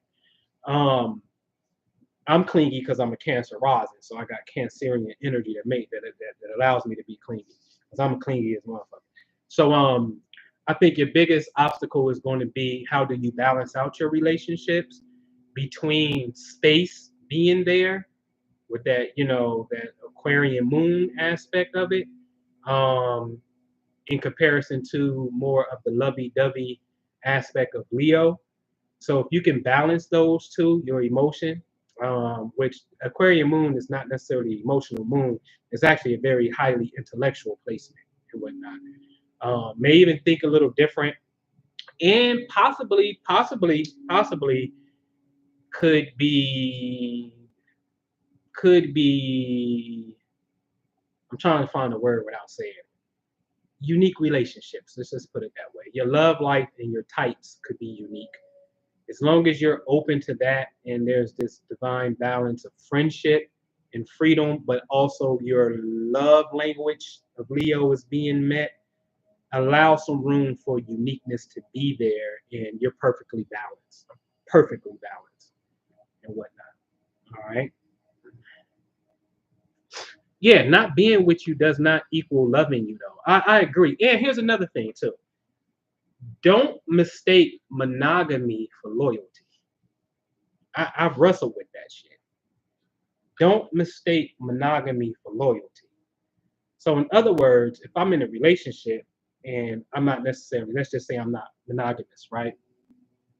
So you'd be like, man, you ain't loyal. You hoe. You ain't loyal. But what if I check every other single box? Every other single box. I'm your friend. Um, I I take care of you. Let's just say I check every other box there is to check. But when it comes to being monogamous in a relationship, I just suck right there, right? So am I not loyal? Because I do all these other things. You know what I'm saying? So I'm like, oh, that's the problem. We may mistake monogamy for loyalty. And I struggle with the word loyalty because maybe it's my perception of it that makes it feel like a dog or something. Or again, I'm only loyal when I do the things that you want me to do. And there's nothing wrong with that because everything should be of benefit to you. You got a certain protocol that you got to enforce and live your life. I get it. I 100% get it. You know what I'm saying? But if I'm not becoming your adversary and taken away from what you're trying to do, in a sense, it's just my language is a little bit different. Am I not loyal? You know what I'm saying?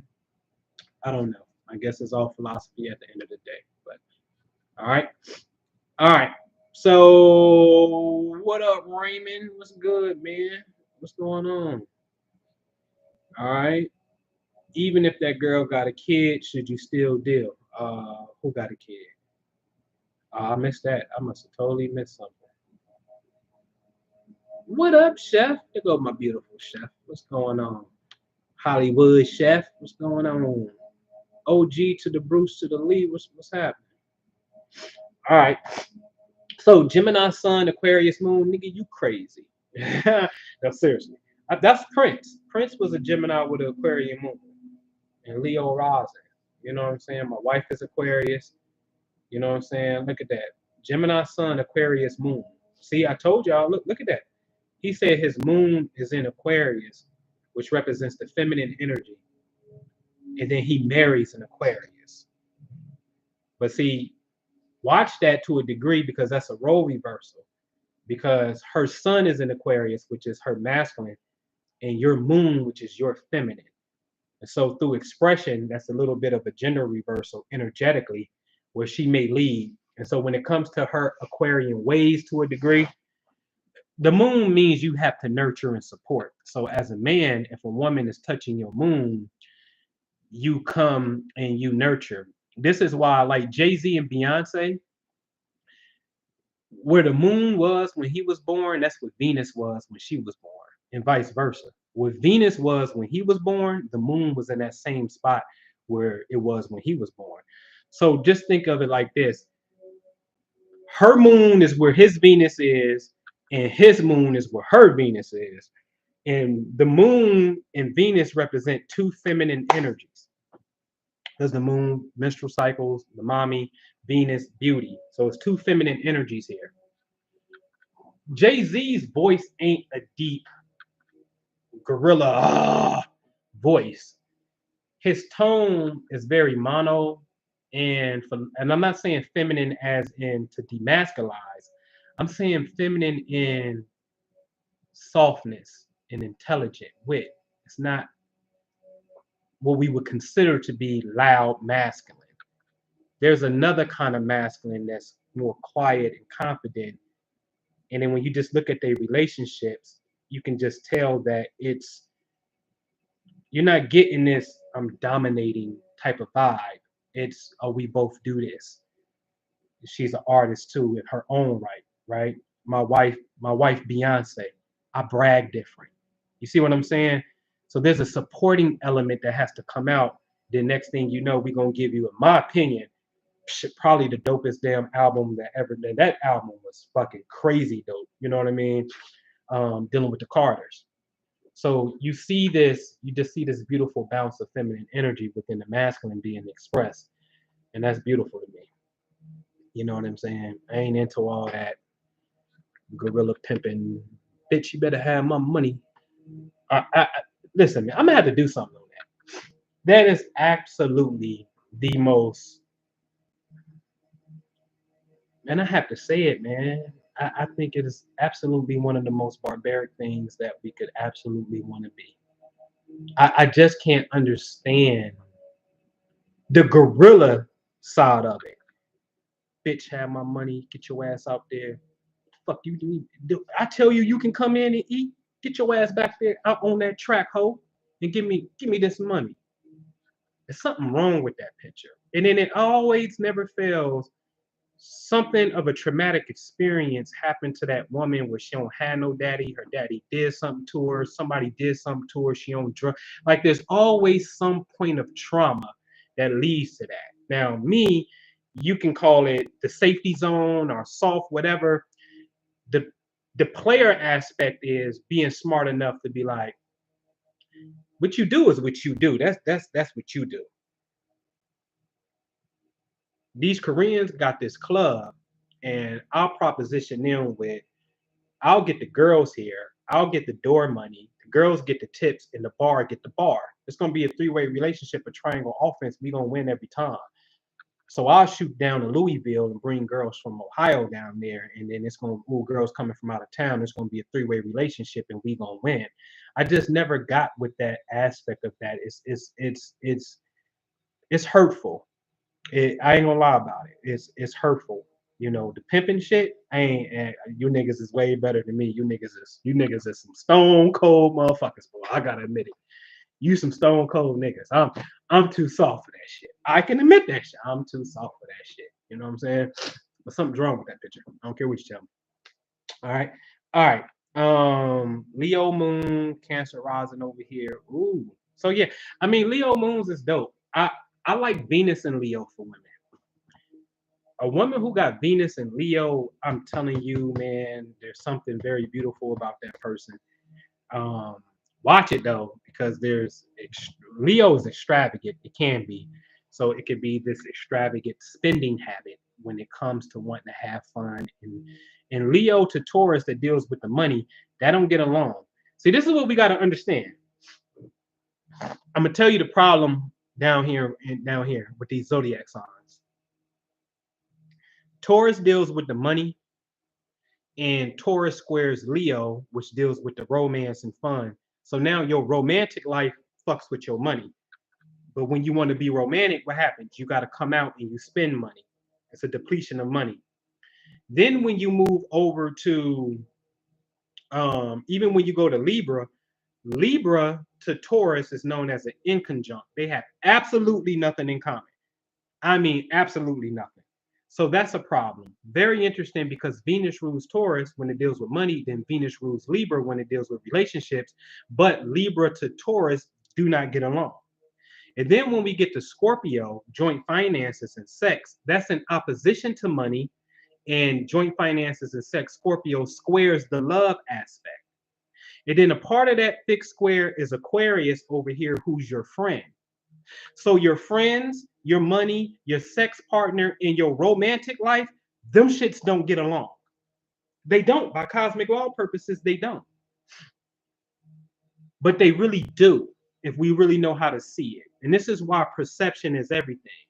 So what I want you to do, and this is a great homework assignment, I'm dead ass serious about this. I want you to draw a square on a piece of paper. Okay? Draw a square. All right? At the bottom left is going to be Taurus. That's money. Put a dollar sign. At the bottom right is going to be Leo. Put a heart sign because that's the love, the fun, and the romance. Okay?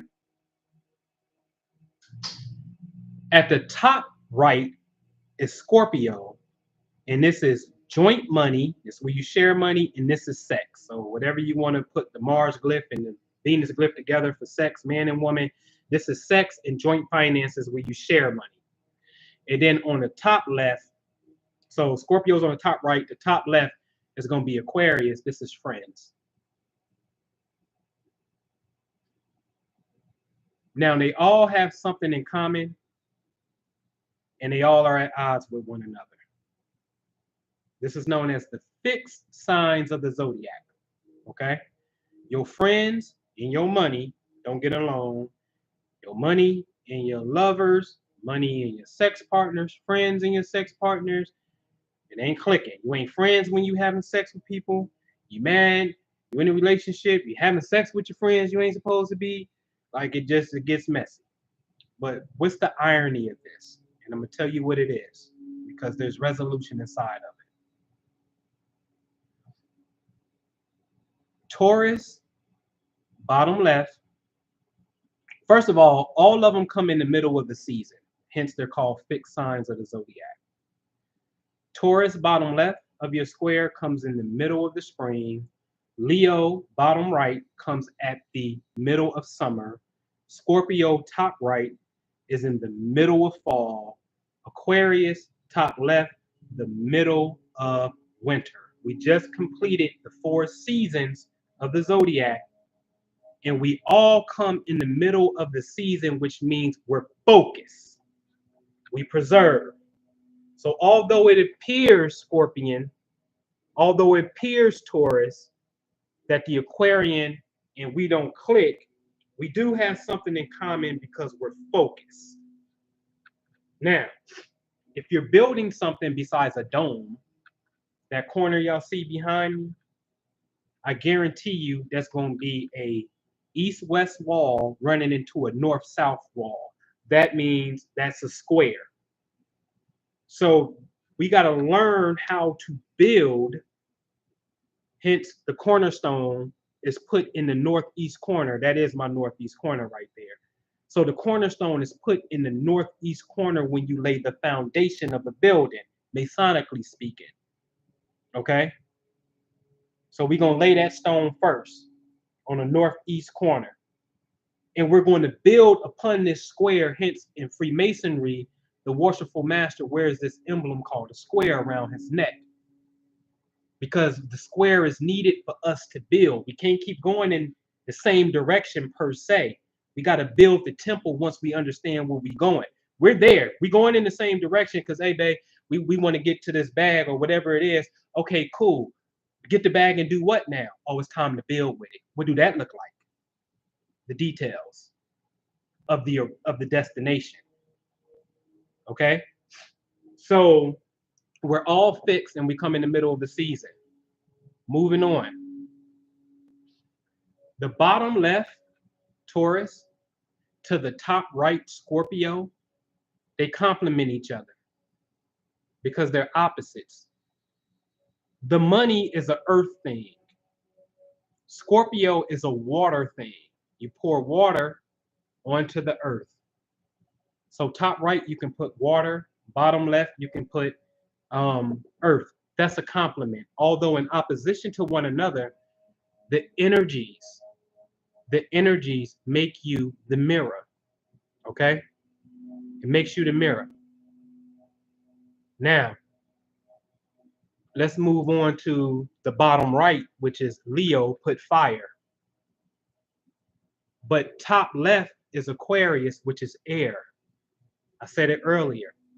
Fire and air complement one another. Without that oxygen, the fire can't breathe. It don't exist. It don't exist. You ever take some sage and you blow on it, right? I should do so right now, but you blow on it, that oxygen is igniting that fire. So that's a complement. So now the ones that's across from each other complement one another energetically, elementally. Okay? So we're all fixed, all got something in common. We come in the middle of the season, which means we focus. And the one that's opposite us is really our partner. And what's happening is instead of running past each other and bumping into each other, we need to meet in the center. Now, I'm gonna tell you this because it's just the truth. Okay? It's just the truth. And I prayed before I came on that this, I ain't gonna tell you what I prayed for, but I prayed. Okay. There's a concept called soulmate, and there's another one called twin flame, right? I'm sure you heard of this. Now, I personally think that the twin flame is really your soulmate. Like I think it's a philosophical thing that soulmate got played out and we had to give like a new spin on something to show this intense connection. Because on the soul level, what's deeper than the human soul? God damn. The soul? Nigga with no soul, like you dead. Like the soul is something that's better than relating on the soul. And I ain't really trying to hear well, everything affects your soul and then everybody's a soulmate. Nah, no, the hell they ain't. On a soul level?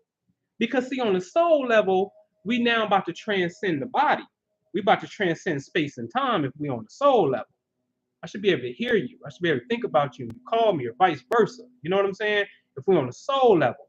So I think the twin flame is the real soulmate. Cool. Whatever. So as I understood this science, and I've told y'all, I said there's something called the cosmic twin flame. The cosmic twin flame is the person whose birthday is directly opposite yours. This is where you have to know your zodiac wheel, because if your sun, for example, I'm a 27 degree Aquarius. I'm actually 27 degree 59 minutes Aquarius.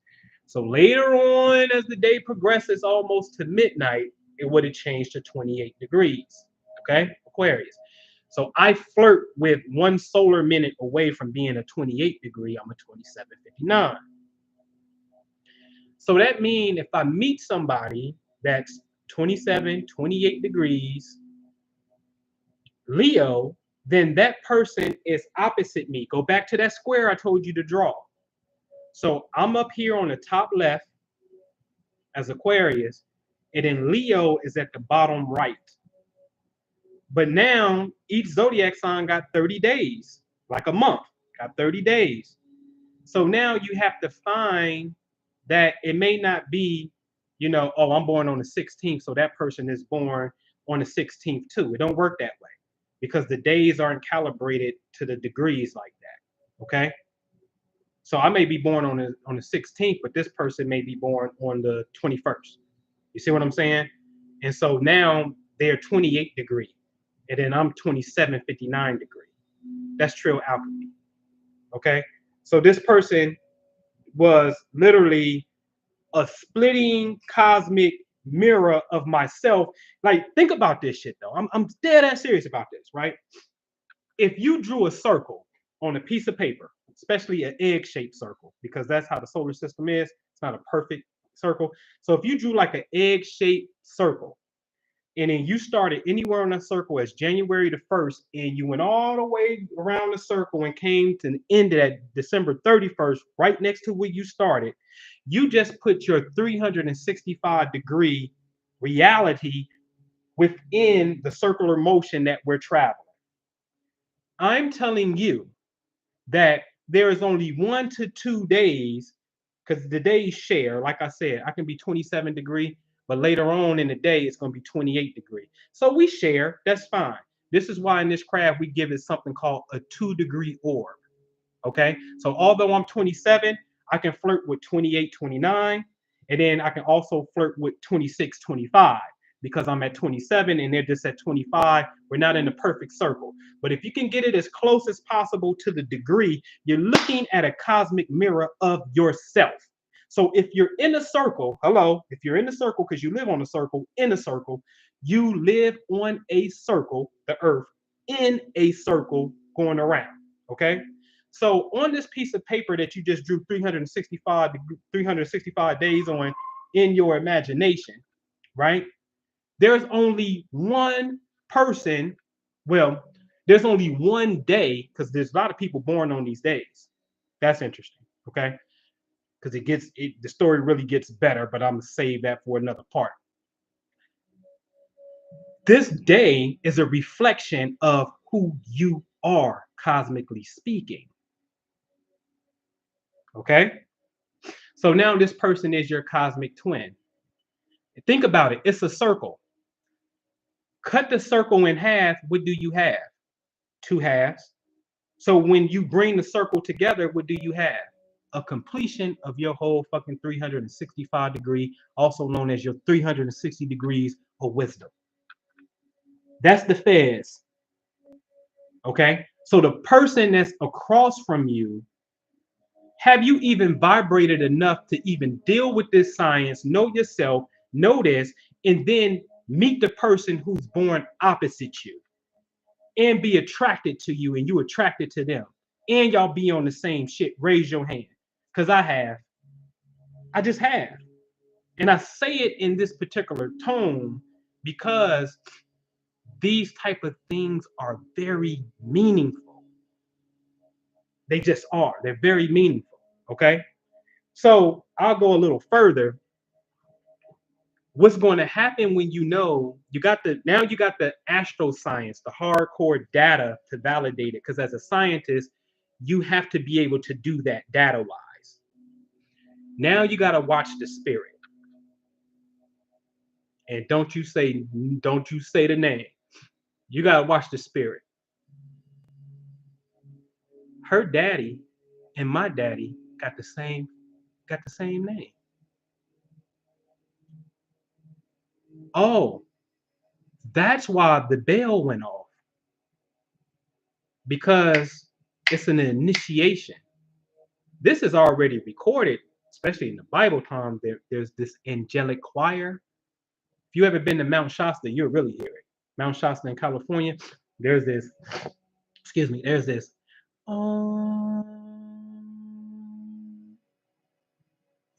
this humming sound.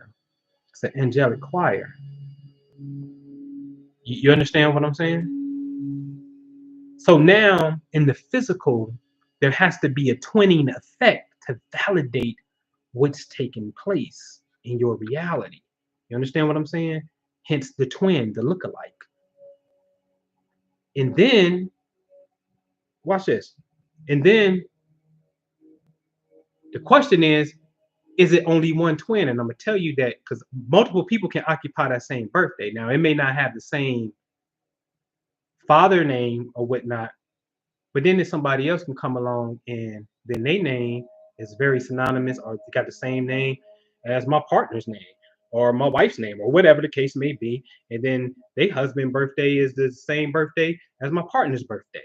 And then you find another twinning effect that takes place. Because see, in this reality, in the physical, and twins run in my family. On my daddy's side, there's some twins.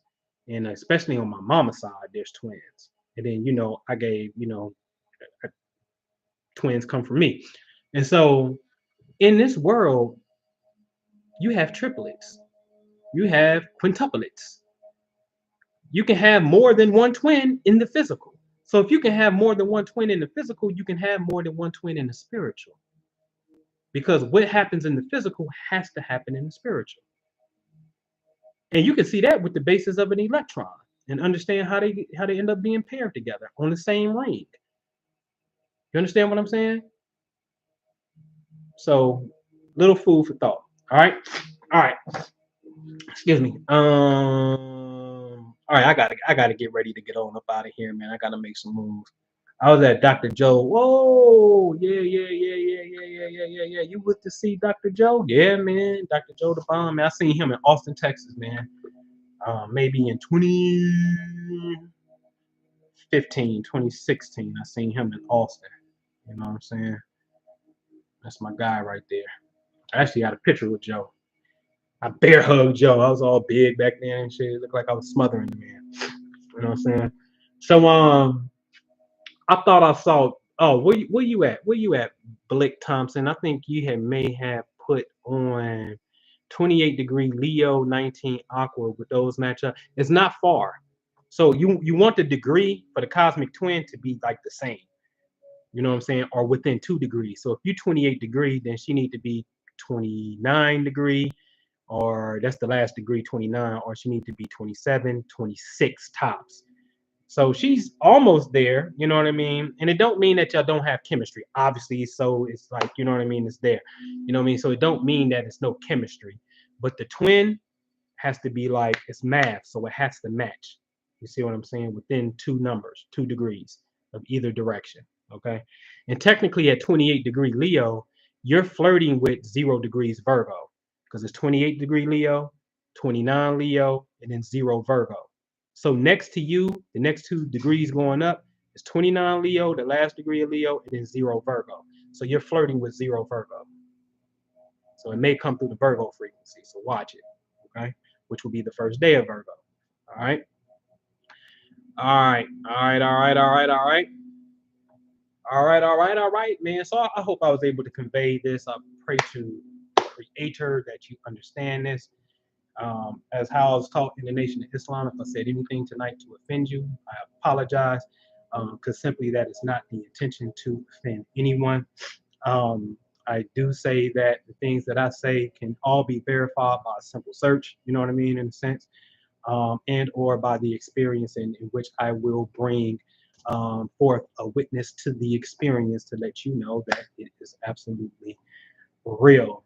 I just say, man, get in a place where you can have fun, be authentic, be true to yourself. Life is short, but it is eternal, and you just don't want to die with anything unchecked, unresolved. Because in the Western Hemisphere, I say it all the time, this is a place where trauma pushes us to enlightenment. This is not the East, like the Buddha's behind us. That's more or less, oh, meditate, and we meditate as kids, and we walk around with mala beads and shit like that. No, this is the Wild Wild West. Over here in the Wild Wild West, this is where we build material. And we do that at the expense of ignoring our spiritual aspect. And there's been a shift because now we're into yoga, we're into meditation, we're into chakras, we're into those things now within this beautiful age of Aquarius. So think different, outside of the box, play with love, and do your thing. So I see y'all on the next one. All right, peace.